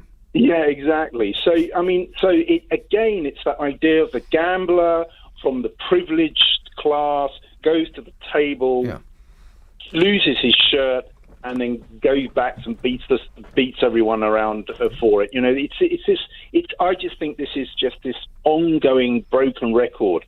Except that's a good scenario. Except he didn't bet his shirt; he was betting with somebody else's money and lost their money, and then blamed somebody else for him losing, and etc. So on. And the final irony, Nick. Yeah. We were told that we can't get rid of our European masters, and therefore we should vote Brexit. And hey, isn't it interesting? We can't even get rid of our British masters. Yes, and our next Prime Minister, assuming they jettison him, will not be voted for by us. Be another unelected bureaucrat. All right, Thanks a lot, Richard. 0345 6060 973. Andrea texts, Big Dog needs rescuing from a very hostile environment. He has to be rehomed due to no fault of his own. Bit scruffy, but a good brush and a cut will sort his fur out. Applications will only be considered from households that, like a party, have a wine cellar and a fridge full of cheese. I think we should put one of those cones over his head. You know, so he doesn't lick his wounds. Imogen says, maybe Bodger should build 40 new off-licences instead of 40 new hospitals. These off-licences could include airport-style baggage carousels for fast, easy booze purchasing. This would improve the nation's GDP because of the resulting increase in work meetings. Well, that just makes sense. Good thinking there, Imogen. And Nathan texts, outrage fatigue is setting in. Yeah, I think you're right. I think we're about ready for some more gaslighting. Well, I have just the very thing. How about this? Priceless. Same subject, different angle. Boris Johnson and his ministers were accused this week of being careless about whether high standards of behaviour are maintained at the heart of government. You've got to be kidding me. That's what they're guilty of. Carelessness about whether high standards of behaviour are maintained at the heart of government. That's the extent of their guilt. They were careless. Lord Evans of Weardale, chairman of the Committee on Standards in Public Life, said that a slew of recent scandals, including the funding for the PM's Downing Street flat refurbishment, raised serious questions. Raised serious questions? I mean, what is the standard, the Committee on Standards in Public Life for? Is a serious question. I mean, if after everything that we've heard and all we've been through this past 2 years of Bodger Johnson's rule, which has been like trying to walk through a cesspit in flippers, and after all that, the response from the Committee on Standards in Public Life is that it raises serious questions. Are you kidding me? No. Appearing in front of MPs, he questioned whether the Prime Minister was deliberate in withholding information from his ministerial standards czar, Lord Geit. The former MI5 chief said the public expects MPs and officials to be living up to the standards that they profess to live up to. What standards are they? I mean, to be fair, Bodger Johnson has never professed to upholding any standards whatsoever. And he's been totally successful in that. And Lord Evans of Weardale, chairman of the Committee on Standards in Public Life, was talking to the Committee on Public Administration and Constitutional Affairs. And I think that's the sound of Westminster eating itself. The chairman of the Committee on Standards in Public Life was talking to the Committee on Public Administration and Constitutional Affairs. Oh, fabulous. I mean, did they take a break for food and decide where to go based on the recommendations of the Committee on Deciding Where to Have Lunch? How many of these useless committees does it take to actually come to a conclusion other than lessons must be learned? Lord Evans of Weardale, chairman of the Committee on Standards in Public Life, said, I think we've seen a whole series of issues over the last few months. The Owen Paterson affair, the attempt to change the rules over standards investigations in the middle of the investigation into Mr. Paterson's actions, the questions around the redecoration of Downing Street, in particular the very bad processes that were clearly in place for keeping Lord Geit properly informed, the Green Sill affair and now Partygate. All of those, I think, have demonstrated that there is at least a carelessness amongst people in government over standards issues, and possibly no more than that. What? Is this real life, or am I hallucinating? All that and the £37 billion on an app that still doesn't work, and the dodgy PPE contracts, and the cash for honours, and the wide boy, look what fell off the back of a lorry way of this regime. And that's the conclusion of someone who used to be in MI Bloomin' 5, that Bodger and his catastrophic clown show are guilty of carelessness and possibly no more than that. Later in the session, MPs questioned whether Sue Gray, a senior civil servant in the Cabinet Office, was best placed to investigate allegations of Number 10 lockdown parties when her line manager, the head of the civil service, Simon Case, had opted to recuse himself from conducting the probe after claims that his own department had held parties. And Lord Evans said, given the personality and experience of Sue Gray, I have no doubt that she will follow the facts and come forward with her recommendations without fear or favour. And she has. She has looked into the actions of her boss, Boris Johnson, and declared that he is not guilty. At least in my mind. I'm projecting forwards. I mean, it's odd that she would even have been asked to look into it at all, given that, her findings on Bodger Johnson were to be passed on to the very same Bodger Johnson who would decide on what punishment to give Bodger Johnson. I mean, what's the point of any of this? Other than to give the regime some breathing room while they all troop in and out of TV studios saying that they can't say anything because they don't want to prejudge the inquiry by Sue Gray. Lord Evans said best practice in the corporate sector would be to hire an independent legal firm to conduct an investigation into possible rule-breaking. But we are so far past best practice we couldn't see it from here with binoculars. And asked about Lord Evans' accusation of carelessness, the Prime Minister's official spokesmodel said, the Prime Minister expects, and of course all ministers do abide, by rules of conduct as set out, and I think the public expect that, and they expect the government to deliver on their priorities, which is what we're focused on. What? I mean, what does that mean? That's just filling the air with noise. Why don't they just say what they're thinking, which is, don't question us, peasant. What a way to run a country, eh? Dreadful. 0345 6060 973. Text 84850. Email nicka@lbc.co.uk. And if you're on Twitter, it's at LBC. Friday, Saturday, Sunday night at 10. Nick Abbott, LBC. This is LBC with Nick Abbott. Everything is going extremely well. You bet your life it is. Mart emails, can someone take the big dog down to the vets and put us out of its misery? Is that the right way around? To put it out of our misery, maybe. Paul emails, as Partygate rolls on, I can't help but think that Johnson's had more house parties than Noel Edmonds. And this email says, now I know why political parties are called parties. Yeah, the clue's in the name. We should have known all along.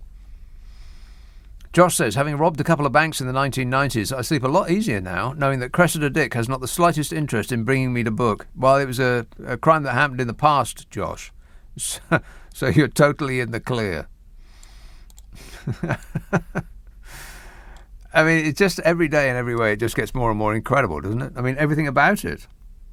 All the cast of characters. I mean, the people from the small supporting acts right to the very, very top, to the marquee names. Each one of them playing their role to just discombobulate us, to just throw us off balance, but by saying just the most incredible things. I wonder if they sort of get in a huddle and think, what can we do to them today? What just amazing thing can we say to them today that will just make their jaws drop to the floor and like, the police don't investigate crimes that happened in the past. Yeah, that'll do it. That's industrial strength gaslighting there. Excellent work. Jennifer texts, do we believe him? Do we hell? Isolation is not necessary if he tests negative and is double jabbed. Yeah, plus, since when has he been remotely bothered about any of that? Oh, he's got a family member that tested positive. Now he can't come out till Tuesday. I mean, do me a favour. What, does he think that by Tuesday all of this will have blown over? Dan texts, the Tories must be desperate. The Tories must be desperate if they've had to dig up Michael Fabricant to try and defend Bodger. Oh, did you see him on the various shows that he was on? What's going on there? I mean, what's his hair made of? Is it actually his hair, or what's happening? Because I couldn't pay attention to anything that he was saying because I was just mesmerised by this confection that he's got perched on his head. I mean, even Donald Trump's hair doesn't look that bad. Oh, shut up! I'm trying to be nice, Donnie. How does he keep it looking like that? You don't need to put all of that product in your hair. You just don't. You just don't. Super glue, it looks like. It looks like it's made out of plastic. Anyway. Maybe that's his little scheme, Michael Fabricant, to present himself looking like that, and so that nobody can pay attention to a single word that he says, because we're too busy like staring at his hair, going, just trying to work it out. Our minds are going, yeah, and it's just confusion, up to our eyeballs in confusement.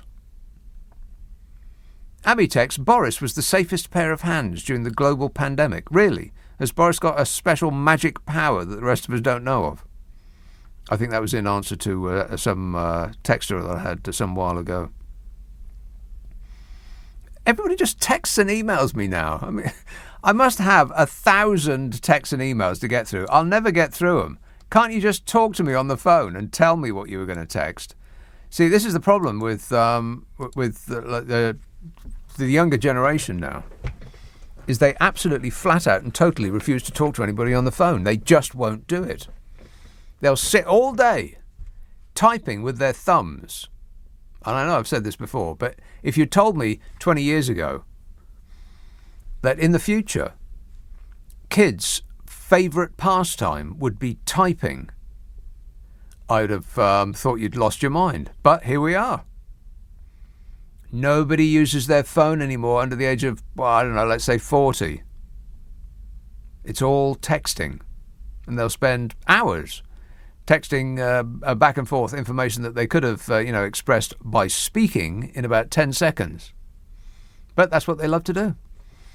Nobody calls anybody anymore. It's all written down.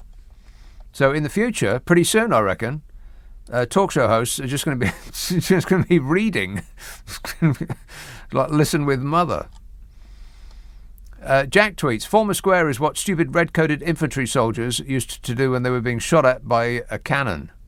Nothing to do with stupid Eton, although incredibly the Battle of Waterloo was won on the fields of Eton, supposedly, says Jack. Zach tweets, apparently there are secret doorways around Downing Street, somewhere in underground stations where staff use to enter and leave. They don't always use the fancy public gates, proper Bond Mission Impossible style. What, you mean the back door? It's like hardly top secret. It's the back door. But yeah, I bet there are, underground tunnels where they bring all their essential supplies in. Booze. This says, Johnson's big dog would be one of the first that rolled in fox poo and then looks at you with the, what? Look on his face. Yeah, and wants let in straight away and wants to hop up on the white furniture. Mo says, doesn't Big Dog, also known as Bodger, come under the Dangerous Dogs Act? Well, that's a good point. Joe says, I think the first person to be sacked should be the carers, the careers advisor at Eton. Careers advisor. Yeah, I went to a careers advisor once. Told me that I should be in PR. Looked at all of my various qualities and said, yeah, you should go into public relations. Me! Sheila says, you know that Boris Johnson has named Operation Save Big Dog to save him. Do you think that it was Churchill? Wait, do you think it was that Churchill called his depression his black dog, and BJ likes to have the Churchill connection? Or possibly BJ is a bit depressed about the recent polls.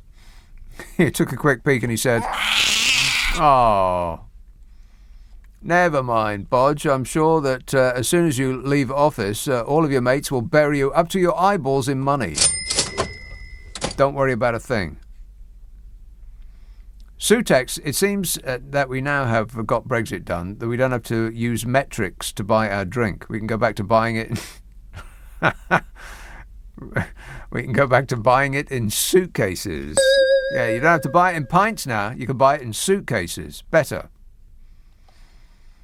It's Her Majesty's Imperial System. Oh, not this tune again. I can't stand it.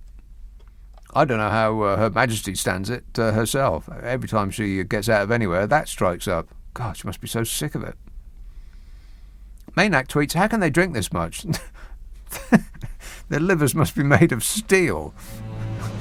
Well, that's an excellent point. 0345 6060 973. Text 84850. Email nicka@lbc.co.uk. And if you're on Twitter, it's @LBC. And I repeat my point. If you get put in jail for being drunk in charge of a motor vehicle, what's the punishment for being drunk in charge of a country? This is LBC from Global, leading Britain's conversation with Nick Abbott. Oh, hello.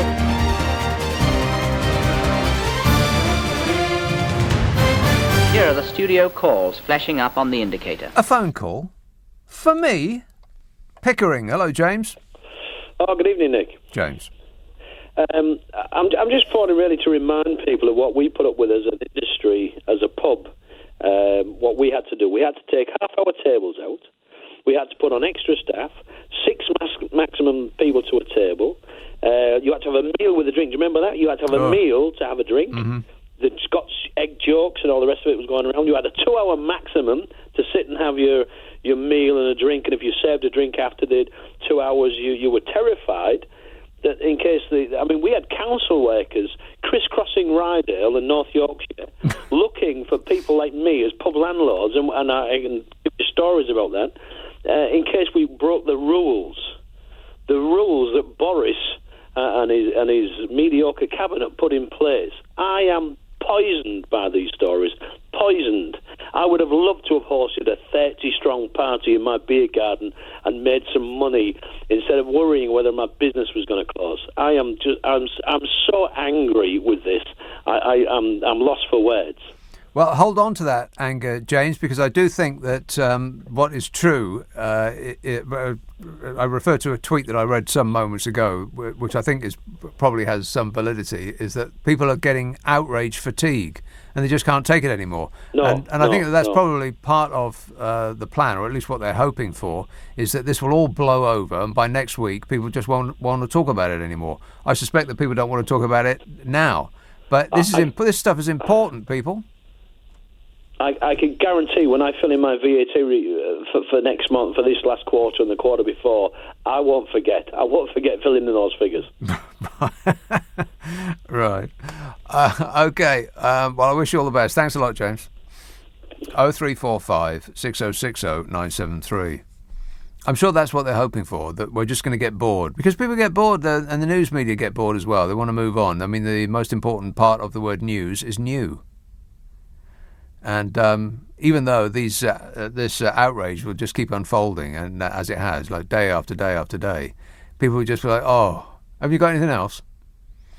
Oh, I'm bored now. I want to be excited by something else. Give me something else titillating. A war. Well, that'll keep us amused for a little while. Because it'll come with excellent shots and be rockets going off and explosions and reports of dead people. We'll be excited by that. It won't stop us eating while we're watching the news. We'll eat straight through it, but it'll just be something new. And then they'll this Partygate thing will just go like lower and lower and lower down the news cycle until it just drops off the end, and we're not talking about it anymore. And when you're not talking about it, it just disappears from people's consciousness, and we're not. You don't forgive it, but you just forget about it. In a couple of weeks' time, we'll probably have forgotten all about this, and they'll have got away with it again. People should hold on to this stuff. Paul tweets, Nick, always either 3 or 4 word slogans, the latest being Operation Save Big Dog. They seem obsessed with them. Well, it's because they work. I had a bloke call me last night saying, he's a legend, Boris Johnson, because he got Brexit done. And I asked him, what is it about Brexit that's been so fantastic for you personally? And he just came out with the 3 word slogans, got Brexit done, take back control. They're just repeating them like an automaton. Affirmative. Like some sort of robot. Correct. It works. They're easily remembered. And the rule of 3 is da-da-da-da-da. Comedians know about the rule of 3. It's not 2. And interior designers know about the rule of 3 as well. Ask Lulu. Get Lulu on the phone. She's too busy designing something hideous? Okay, we'll leave her alone. Steve emails, we're getting 20 to 30 centimetres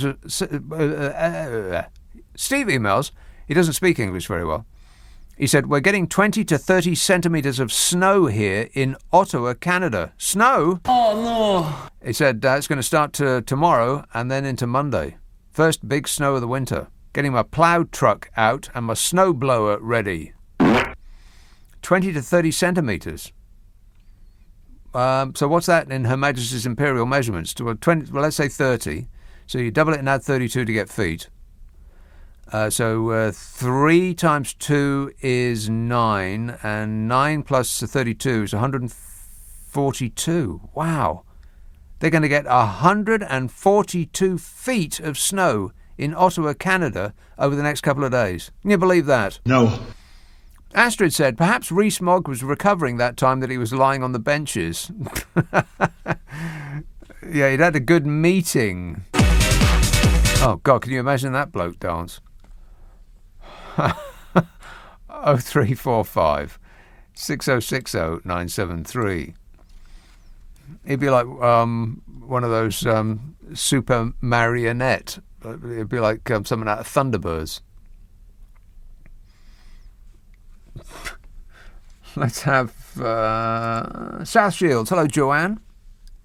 Oh, hi, Nick. I'm first-time caller. Oh, welcome along.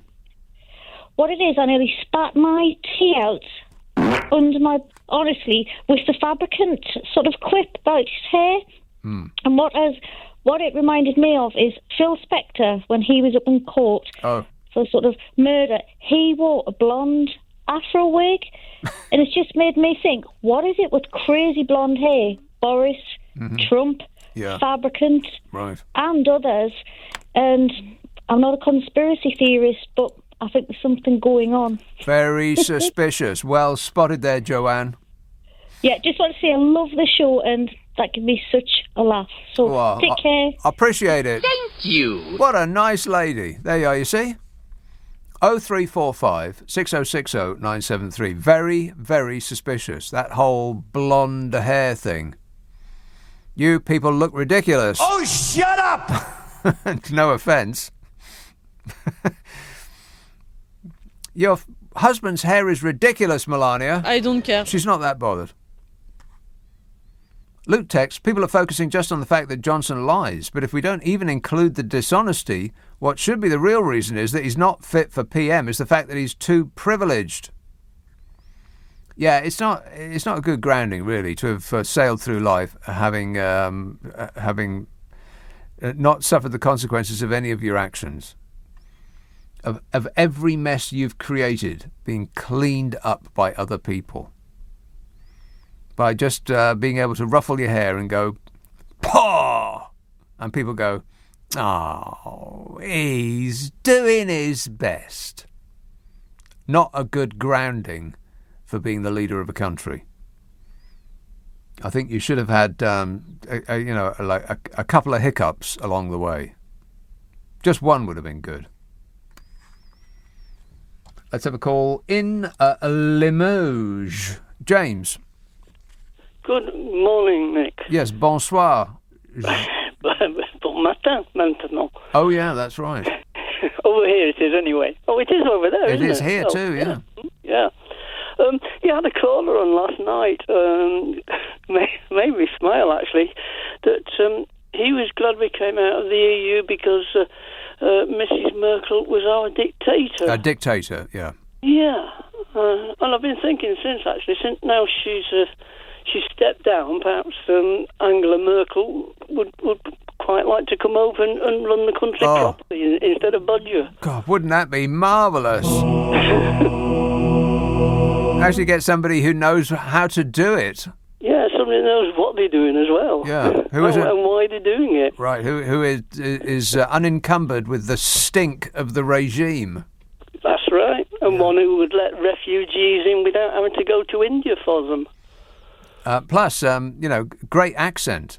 Speaking English. He will do this. I would pay a little bit of money to hear her doling out instructions in a German accent. Why not? Do you ever remember that photograph of her and Macron having a giggle together? Well, yeah, that's become a meme, yeah. That was brilliant. I saw it having that blown up and framed on the wall. Yes, and it was used today. It's like Macron and Merkel just in hysterics, and they use it all the time on the internet. And the one today was, did you hear that he's called himself Big Dog now? They're just breaking up. Thanks, James. 0345 6060 973. Limoges he was in. Oh, I should have asked him what the weather was like. Oh, well, never mind. Now we'll never know. Damn it! I hope it was awful, because if it wasn't, I'll be very upset. Luke texts, I've read that. Millie tweets, it's a pity the voting public didn't read the small print before voting Bodger de Pfeffel Johnson in. I bet there's a clause that says, I wasn't there, I didn't do it. Yeah, whatever it is you're thinking about, it weren't me, I ain't done nothing. It was like that when I got here. The Bart Simpson defence. And now he's going to force people out, so we're being led to believe, in order to save his own skin. As though that's what we want, the public. We just want some, like a couple of suits that we've never heard of, to be forced to resign, and then everything will be okay. Can they possibly believe that we are that stupid? Yes, I think they probably do. With, you'd have to admit, some justification. I mean, it's our fault that this lot are there in the first place. It didn't happen by accident. We voted them in. Or at least a minority of the people in this country voted them in, which was enough to give them a majority with this undemocratic system that we have. Stepney Green. Hello, Pat. Yeah, I mean, that last caller, he wanted Merkel in, who ran the country. Mm-hmm. I mean, all you need to do is put a little moustache under her hooter and put a pair of fire boots on and give her a whip, and she'd have been passed for Hitler's daughter. Really? Is that what you think? Yeah. Because why, though? She's German? Yeah. Okay, good thinking there, Pat. What do you do for a living? Please don't say teacher. 0345 6060 973. You see what I'm saying? The political class, the Conservative Party, think that we're stupid with good reason. 0345 6060 973. Friday, Saturday, Sunday night at 10. Nick Abbott, LBC. Nick Abbott on LBC. Call 0345 6060 973. What's he got to be depressed about? Oh, blimey, where do I even begin? Always look on the bright side of life. Simon Marks tweets out of Washington, our excellent LBC Washington correspondent, who is wasting his time listening to this show. He says, caller on this show on LBC suggests that now Angela Merkel has time on her hands. Perhaps she would consider lending her services to the UK and take over from Boris Johnson. Which, come to think of it, says Simon, pretty good idea. Get an actual real-life professional in. That's not a bad idea, actually, is it? I mean, the companies do that all the time. You know, there's some grand CEO comes in, parachutes in on a cloud of money and then runs a company for, 5 years. It's usually the 5 years, and then they're out and they've made $100 million, and then they go and do it again on the next company. Regardless of their performance. These people always seem to get another job, don't they? They may have buried the last company into the ground, but they can just lightly skip away from the misery that they've caused and go and earn another £100 million somewhere else. Well, how about people who run countries? I mean, Germany seems to be doing all right, compared to pretty much everywhere else. Maybe Angela, not Angela, there's nothing angular about her. Angela Merkel, maybe you want to come and help us in our hour of need. Appreciate it, Angela. We'll have a whip round for you. Let's have Peterborough. Paul. Hello. Paul. Hello, Nick. First-time caller. Good man. Excellent show. I was just thinking the Conservative Party should have their own national anthem by Shaggy. It wasn't me. And Boris the Big Dog can be Shaggy Dog. Shaggy Dog. Yes, excellent work there, Paul. Can you sing it for us? No. Not with my Scottish accent, right. no. Okay, good. You'd lose listeners. That's even better, yeah. All right, thanks, mate. 0345 6060 973. Paul says, have you noticed how quiet the right-wing free speech advocates are about Priti Patel's policing bill that will squash equal rights and environmental protests that Pritzker and chums find inconvenient? Actually, I think the right-wing free speech advocates are doing a little happy dance. I bet they're absolutely giddy at the prospect of some long hairs getting the belt. And they'll say, well, if they'll come out with that old, if you haven't done anything wrong, then you've got nothing to worry about. Right. You keep believing that. This is this police and crime bill they're talking about. Then they got the big vote, today. No, wait. No, it's Saturday into Sunday. Monday. Yvette Cooper, the MP, the Shadow Home Secretary, said the policing bill should have been an opportunity to tackle violence against women, improve support for victims of crime and keep communities safe. But the government's priority has been to use the bill to bring in rushed powers that are incredibly widely drawn. For example, allowing the police to stop and search anyone in the vicinity of a protest, including passers-by, people on the way to work and peaceful protesters. And the Labour Lords have put forward an alternative, sensible approach, she says, that improves training and guidance for the police and lets councils take action against threatening anti-vax protests outside schools, as well as clear plans and blah, blah, blah, and so on and so forth.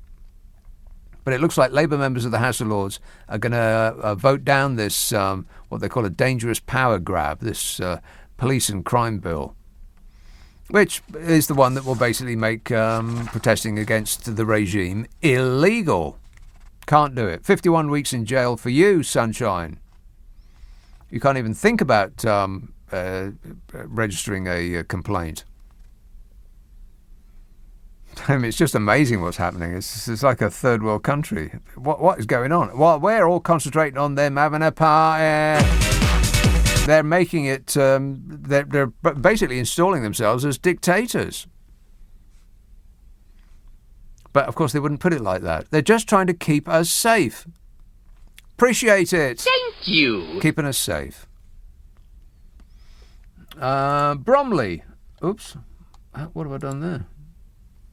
Bromley. Hello, Mick. Oh, yeah. Mick. Yeah, I was on the train today, coming up from Bromley to Victoria.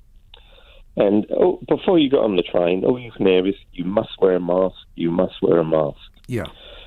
Gets on the train, 3 people in my carriage, no masks on. No. The guard comes through, he's got no mask on. I don't know what he's doing, but he isn't checking any tickets or anything. He walked through no mask. Mm. So I get to Victoria, I up to the information. I said, the driver is actually wearing a mask, because I see him get off the train, he's got a mask on. The driver? The driver. The guy is in a cabin on his own. He's wearing a mask. Oh, good. He's wearing a mask, which is good, yeah. Goes up to information. I said, who enforces your masks? Hmm. The police. Oh, I said, right. well, why is the guard on the train? What's he there for then? Well, he's there to check tickets. I said, well, shouldn't he wear a mask? He might be exempt. So I said, should he be doing that job if he's exempt? I said, he's walking through a carriage, the train with maybe 100 people on it, maybe more. See, I didn't catch that first time round when you just said that, because I was concentrating on the people on the train not wearing a mask. I didn't realise that you were saying that the actual blooming guard wasn't wearing a mask as he was coming through either. Yeah, he weren't wearing a mask, so he never pulled anyone out, all the people up on the train not wearing a mask. So I get to the other end and I goes up to the information. I said, who enforces the mask on your trains? Yeah. No. The police. Right. So I said, well, what's the guard there for? Oh, he's there to look after you, your security and check your ticket. Did you feel secure? Well, that's what I said to her. I said, so he could have COVID. We're all wearing the mask, the people who are wearing the mask. We're trying to stop us, even if we've got COVID, trying to stop other people getting COVID. The guard's walking through. If he had COVID, he's giving it to all the people as he's walking through. Every single one of them. So she turns around and says, I said, well, should he be doing that job? She said, well, what can you do? I said, well, couldn't you put him on other duties if they're not wearing masks? Because if they mix him with the public like he is, he shouldn't be doing that job. I said, couldn't you put him on the platform? Oh, I don't know. It seems like you're asking a lot of questions, and Mick, you're lucky to be still out of jail. Well, the thing is, we need them guards because that's why they're going on strike. So, I'm putting my support behind them guards because we really need them for security. Give me COVID. Right. Okay. Okay. That's an unsolicited testimonial in favour of guards, I think. Not really. Oh, my God. I was at the gym the other day, and I could not believe my eyes. There was this bloke. He looked like the illest bloke you've ever seen, not on a hospital bed. It looked like he was entirely made out of wax. His entire being looked like he was about to die. Covered in sweat, not from exercise, just generally, because he wasn't doing much other than cough. And he was coughing and coughing and coughing and coughing. And he would move from one machine to the next, and he would sit there, and it would take him like a couple of minutes of coughing before he could compose himself to do a couple of reps. And people were just gawping at him like, what is going on here? Why is that bloke not in an ambulance? Why is he here? Shaven-headed moron. Every single person in that gym who got anywhere near him was going to get whatever it is that was making him suffer. How can you be that stupid to go to a gym, an enclosed space, and cough and cough and cough and cough? I mean, I'm amazed that he didn't actually keel over and die right there. He looked like the sickest person I've ever seen walking about. He looked like a melting candle. He looked a bit like Lord Frost. He looks like a melting candle as well. Has he said anything recently about the regime? Yes. Yeah, he seems to be really eager as an unelected bureaucrat to stick his oar in. And people are paying attention. I don't know why. He's the bloke that signed that huge and tremendous deal with the European Union. And before his ink was dry on that paper, he said, "Well, it's the worst deal I've ever seen in my life. This is a terrible deal. What idiot negotiated this deal?" he said. But anyway, this bloke, and then he goes and starts talking to one of the people that work there. All right, mate. Practically face to face. There's absolutely no way that the person who worked at this gym could not tell that guy was sick. I'm amazed that they didn't run away screaming. I mean, I know it looks like that we're coming out of it, but we've still got a blooming pandemic going, crying out loud. And people that, I mean, I was actually making eye contact with other people in the gym, which you know, as you probably know, never ever happens. And we were suffering together. It was a bit of like the Blitz, like wartime spirit. We were looking at each other and raising our eyes to the ceiling, like, God, can you believe it? Like that. But of course we didn't say anything because he looked like the sort of bloke who would kick off and go like that as soon as you questioned him. It's exactly what he looked like. Morons. We're surrounded by morons. Anyway, maybe maybe he will have passed on to a better place. You know, like Essex, for instance. Maybe he was just passing through. Wouldn't that be great? I wanted to kill him, but you're not allowed to do that because of the European Union. Damn it! 0345 6060 973. Text 84850. Email nicka@lbc.co.uk. And if you're on Twitter, it's @LBC. Friday, Saturday, Sunday night at 10. Nick Abbott, LBC. It's 12:30. The news headlines with Zora Sullivan. This is LBC with Nick Abbott. Call 0345 6060 973. Tweet @LBC. Text 84850. You're joking. 0345 6060 973. More texts and emails. Rob texts, Sue Gray's investigation is not independent. Bojo is her boss, says Rob, who obviously has not got the memo that Sue Gray is fiercely independent. Al texts, it's the soon-to-be Lady Sue Gray to you. Yes. Bedford, hello, Linda. Hiya, Nick. I wonder if I can ask you a favour before I get onto my point.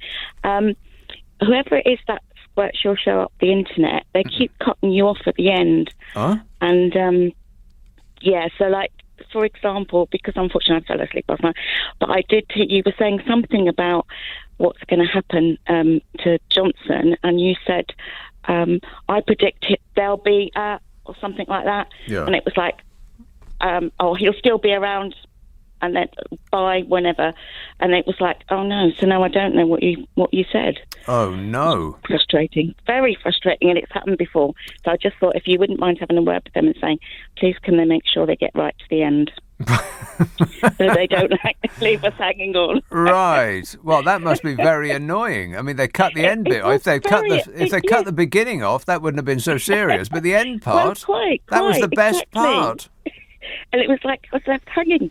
What were you going to say? When's it going to be around till? Well, I think he's going to be around till the next election, and I bet he blooming well wins the next election as well. Well, I know that's the worry, and that was really why I'm ringing. And I think there's lots of people that are really angry, but it frustrates me. I've been involved in politics and trade union movement most of my life, and I just feel that it's undermining the political democratic process, everything that he's doing, and it's like he doesn't really care about doesn't care about anybody, does it, but himself? But it's that sense of duty and honour. And actually, if you think about it, he's Prime Minister. A minister is giving to others, isn't it? Ministering to others. And yet he's not giving to anyone. And I just feel that when you undermine people's confidence in the system, we end up in a situation that we're in now, where you've got that division. They play on people's division. People don't want to get involved in politics, and if they do, they're seen as, oh, you're just in it for yourself. And that doesn't do anybody any good at all. No, we get to the point where people think, oh, well, they're all like that, and that's not true. And it's not true. And I just think, unless I must be wrong, because I'm remembering various Tories over the years, but I think, they're not still around. And if you look at what happened, actually, they basically had a cull of all the decent people. You might not agree with them politically, but they were decent, they were honourable people. That really cared about the country and the future of the country, and they stood up by, in terms of their morals and their values. Well, I mean, let's not get carried away. They weren't saints. I'm sure that they were in it for themselves when the opportunity arose, but they weren't like this Dominic shower. Grieve, I'm thinking about, people like Dominic Grieve, even Theresa May, I've actually had a lot more respect for lately, and you think, well, somewhere in all of that, I just don't know what you stand for, except that you stand for yourself. And so what they're doing is, again, it's like everybody's looking and saying, well, you look after your mates, don't you? They'll get all the big, juicy contracts. You make sure they have everything that they need. And even just to the extent of the decorating, and you think somebody like Gordon Brown, and I'm not a Labour Party member, by the way, but, somebody like Gordon Brown, who I don't think did hardly anything when he moved in, because that wasn't his priority. His priority was the country and the good of the country. When you hear old prime ministers speak, and I'm talking about John Major or Gordon Brown, it's almost like a revelation. It's almost like watching a 1970s television documentary. Exactly. It's so alien to what we're used to today, because today TV documentaries are like Boris Johnson, that people wave their arms around and they're very colourful, and they're cycling towards the camera as they're telling you information. They're always trying to grab your attention by doing something wacky. Whereas in the old days on TV, it used to be one person, one serious person in close-up talking at length to the camera. No flashy visuals, no colour, no music, none of that. And those old politicians, they're like that. And you look at Gordon Brown, and regardless of the content of what it is he's saying, you think, blimey, he looks prime ministerial. This is a serious person who you would think should be maybe running a country, not this clown show that we got going on here. Exactly. And I think that's the trouble, is that people they've been told, and they've probably been taught, this is the way to capture the imagination, and it's not about substance anymore. It's showmanship. It's just all about showmanship. It's Trump. The Trumpification of this nation continues. Yes, and because obviously Trump was successful at what he did, but I think the damage, that's what really, really scares me, is the damage this is doing to the country, the way it's kind of creating, we are the enemy if we are, not them, as it were. Yeah. Or we'll make our enemies will be the immigrants, our enemies will be the survivors as we see them. I mean, the way we treat families now, in terms of the two-child policy, the bedroom tax, all that kind of stuff that has come along and just pushed the people that are already struggling down further, and then told them that it's not the government's fault, it's other people's fault. And even when you were saying earlier about the energy bills that they're all getting paid for, because it's not their money, they don't care. Just look at, it's not that long ago when it was the big expensive scandal, and it was, building houses for ducks, when there were people that didn't, in the real world, that didn't have houses at all. And you just think, this is the world they live in. And like you say, they feel they're entitled. There's that entitlement that this is what I was born to. This is what I should be doing. The ordinary people aren't capable of governing themselves. Well, there's a thing that's going around on the internet, a slogan underneath a picture of Jacob Rees-Mogg in a top hat, and it says something like, you poor people, you complain about being poor, but you decided to be born to poor parents. Curious. And that about sums it up. Yeah. Yeah, Linda, thanks for that. Cheers, my dear. 0345 6060 973. Ricky tweets, so the Tory party has started a Twitter campaign, back Bodger. That's right, they have. They're all on board with the Operation Save Big Dog.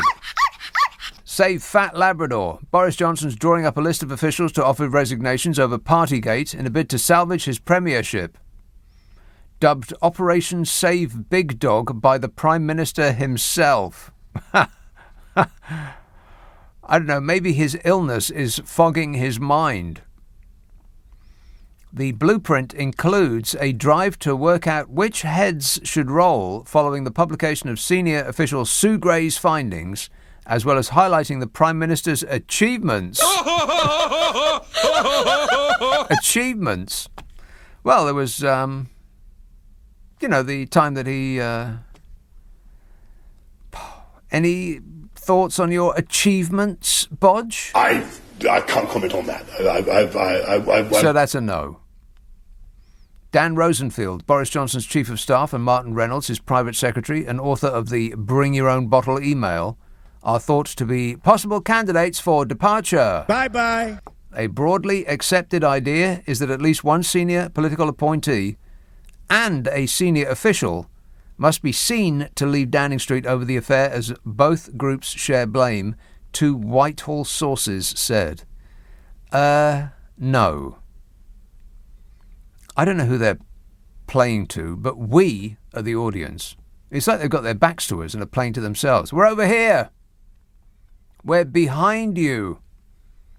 We don't care about a couple of functionaries that we've never heard of. Send in the clown. Yeah.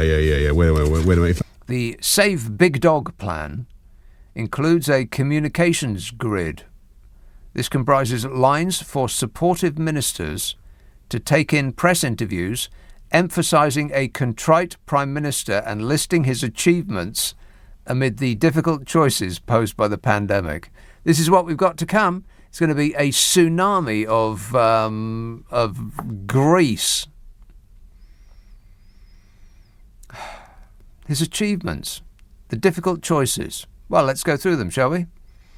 He squired an American business person who had a stripper pole in her front room. He got someone else to pay for his furniture, and wallpaper, and food, and holidays. So there's that. There was the honours for cash thing. That time he tried to change the rules on what was allowed to happen that was previously forbidden in a desperate attempt to save a mate. And the lying, there was a lot of that. He lied to the Queen, he lied to his ethics advisor, he lied to Parliament, he lied to us over and over again. And of course the serial breaking of the rules that were enforced on us with threats of fines and jail. Have I missed anything? The operation also includes sounding out support among backbenchers for possible leadership rivals, including Chancellor billionaire cashmere hoodie model and full-time admirer of his own reflection, Fishy Sunak, and Foreign Secretary, the Brains Trust. I mean, even Keir Starmer would have a chance against those two in an election. Things are looking up, Sir Keir. Officials refused to confirm or deny if Boris Johnson was aware of these parties, including the one that he already admitted that he was at. He's admitted that he was at one party, but not whether that party actually existed. I think that's where we are. Downing Street also refused to comment on the existence of a plan to save his imperial bodgeness, and when asked about the name Operation Save Big Dog, a spokesmodel said, "We absolutely do not recognise this phrase." So it's true then? Correct. Polling for The Independent revealed 70% are calling him for him to quit. The survey by Savanta found 21% backed the Prime Minister to stay in power. 68% did not consider his apology, in which he claimed he did not realise a bring-your-own-booze gathering in his garden was a party, to be genuine. They think you're telling porkies, Bodger. You know what a porky is, don't you? Peppa Pig World. Peppa Pig World is it has Peppa Pig? Peppa Pig is the right answer. 0345 6060 973. Friday, Saturday, Sunday night at 10. Nick Abbott, LBC. This is LBC with Nick Abbott. Call 0345 6060 973. Tweet at LBC. Text 84850. Come on, we're running late. 0345 6060 973. Mike texts, will Sue Gray be able to investigate when the next party will be, and can we go, seeing as though we're probably paying for it? Yeah. I bet we actually are. Tina said, I mean, he doesn't pay for anything else, does he? He doesn't pay for anything else. Doesn't pay for his food, and he doesn't pay for his holiday, and doesn't pay for his furniture or his wallpaper or anything. Always complaining that he ain't got no money. Stop whining. I bet we are paying for it, every little bit of it. And for the team of cleaners to come in and vacuum the vomit out the carpets as well. Tina says, Prince Philip died on the 9th of April, which was a Friday. Do you think they still had their regular Friday night of drunken debauchery? That would be absolutely dreadful if they did, says Tina. Well, which way would you bet? Yeah, me too. They partied on the eve of his funeral, so what difference does it make? I'll think about this one. Simon says, simple question to ask the Tory voters. Would these party shenanigans have happened at number 10 if the erstwhile Mrs. Thatcher was Prime Minister? Well, let's think about that. No. No chance. Can you imagine? So Johnson's got to go, says Simon. Yorkshire. Hey up, Mike. Hi, Nick. How are you? Good, thanks. Good. This business about wait for the report thing. Yeah. What do you think the tactics are with all this? Because unless they know it's going to be bland and leave a load of wriggle room and arguing and everything else, what they're doing is pointless. Oh, I believe it's absolutely, completely and utterly pointless. So why are they doing it? Because these people might be disreputable idiots, but they're not stupid. So there has to be a reason why they're going down that route. It's the default reaction of all politicians. When stuck in a corner, they say, it will launch an investigation, and I can't say anything further about it because I don't want to prejudge the investigation. And then they just stick it on a back burner, and that's the end of it. And it gets 2 weeks extra. Is it worth it? Wouldn't you be planning your more, how can I put it? I'm looking for the word here. How can you leave graciously, a gracious leaving, and I'm doing this for the benefit of the party, and I realise and doing it all for his own posterity benefit, but to try and stick it out and then get thrown out in 2 weeks. Yeah, but he won't get thrown out. It doesn't matter what Sue Gray's report says. Boris Johnson is in charge of releasing whatever part of that report that he wants. So if it says something bad about him, then it's entirely probable that he won't release that part. He'll say that I've read through the report in great detail, and I want to be very clear that I emerge smelling as sweet as a summer rose, and no further action needs to be taken. Next, he has promised to publish it. Yeah, well, it doesn't make any difference. It makes absolutely no difference whatsoever. By the time it's out, what is it? The end of next week, we will all be talking about something else. We will have moved on. The 24-hour news cycle is ravenous for news stories. People are all, and these days, people's attention span is about 3 minutes. If you continue talking about something for more than 3 minutes, people fall asleep. They go into just like a trance. They're just so bored. They want something new all the time. People will be just sick of talking about this. They just won't want to do it anymore. They'll want something new and shiny and something else to get animated about. It'll probably be, the dinghy people. Or somebody will stow in the back of a lorry. Or, I don't know. It'll be something. Don't worry about it. If people want something new, what they ought to do is read the letter from 300 clinicians and psychologists about the police crime sentencing and courts bill, which is saying that young people will be seriously impacted and it'll have a really bad effect That's eco stuff. Right. The reason for that is that young people didn't go out and vote. No, but young people do the eco stuff, and this is directed against young people. Right, and they don't vote. They might glue their face to the road, but they don't vote, so it doesn't make any difference. You get nothing if you don't vote.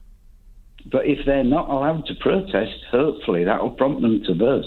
No, too late. If you don't protest before the law comes in to prevent you from protesting, it's too late. There's a slow-moving coup happening right now. They're trying to, just like they are in America, trying to restrict your ability to vote. All this, you got to have a photographic ID. Well, guess which party's supporters are less likely to have a photographic ID, Conservative or Labour? Guess. Of course. It's not a coincidence.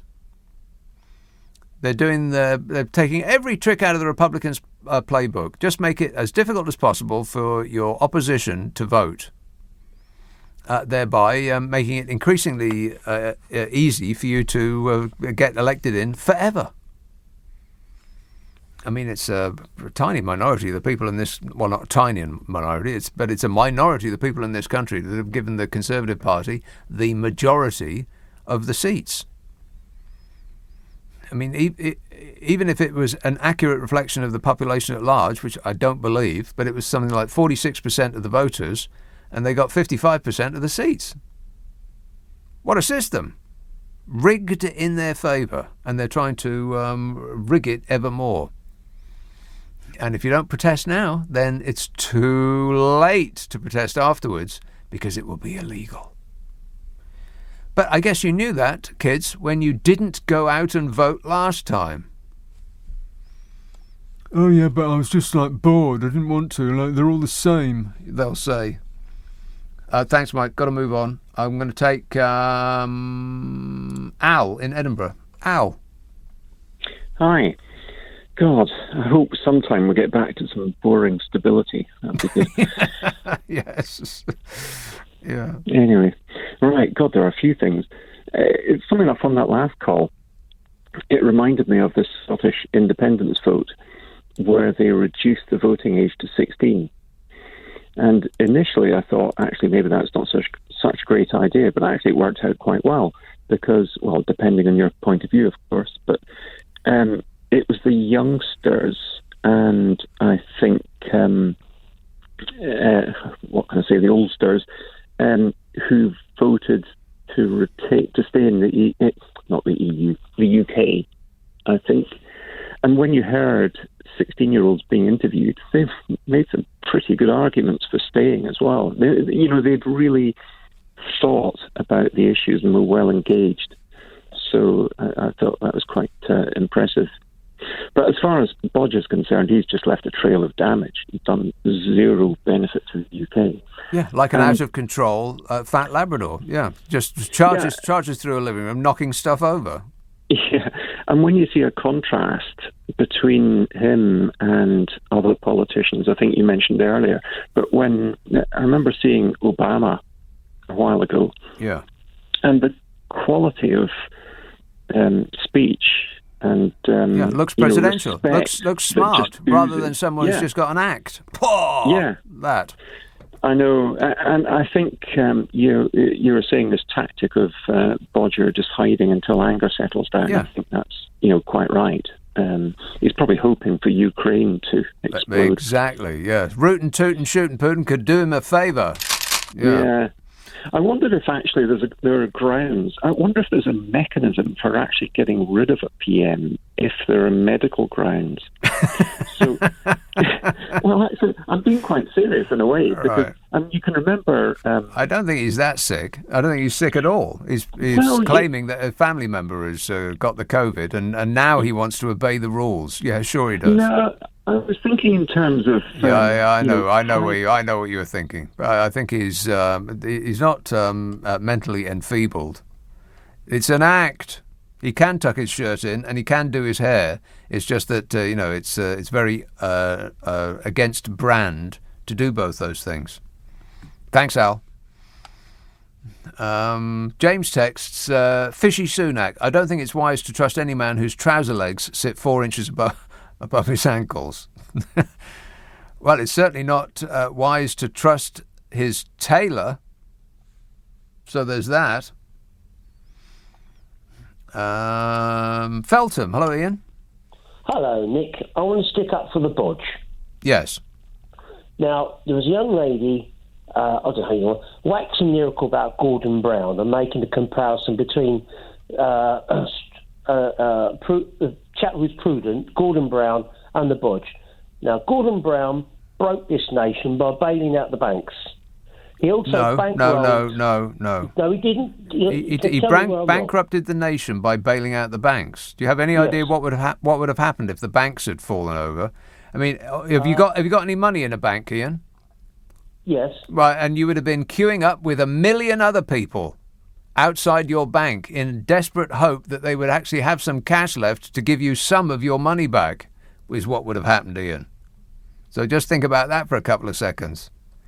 65 million people would have been getting out of bed at 5 a.m. to go and join a queue outside their bank to get their money back if they hadn't bailed out the banks. This is not to defend banks at all, but we needed to do that at that moment. And we had somebody calm enough to actually take the lead in that regard. You know, him and the Americans. So you can't put that in his negative column. You can put lots of other things in his negative column. You know, just his whole mien. Like that whole thing, for instance. But he does seem presidential compared to you-know-who. Yeah. Wait a minute. Yeah, that guy. That's it. Sorry I didn't get through to read these thousands of emails and texts, but maybe call next time. You'll be much more likely to get your message over. I'll be back tonight at 10 o'clock. If you stick around, Ian Payne will be here at 4. But right now it's Clive Ball. Nick, thank you. And coming up. Thank you. And coming up. Thank you. And coming up. Thank you. And coming up. Thank you. And coming up. Thank you. And coming up. Thank you. And coming up. Thank you. And coming up. Thank you. And coming up. Thank you. And coming up. Thank you. And coming up. Thank you. And coming up. Thank you. And coming up. Thank you. And coming up. Thank you. And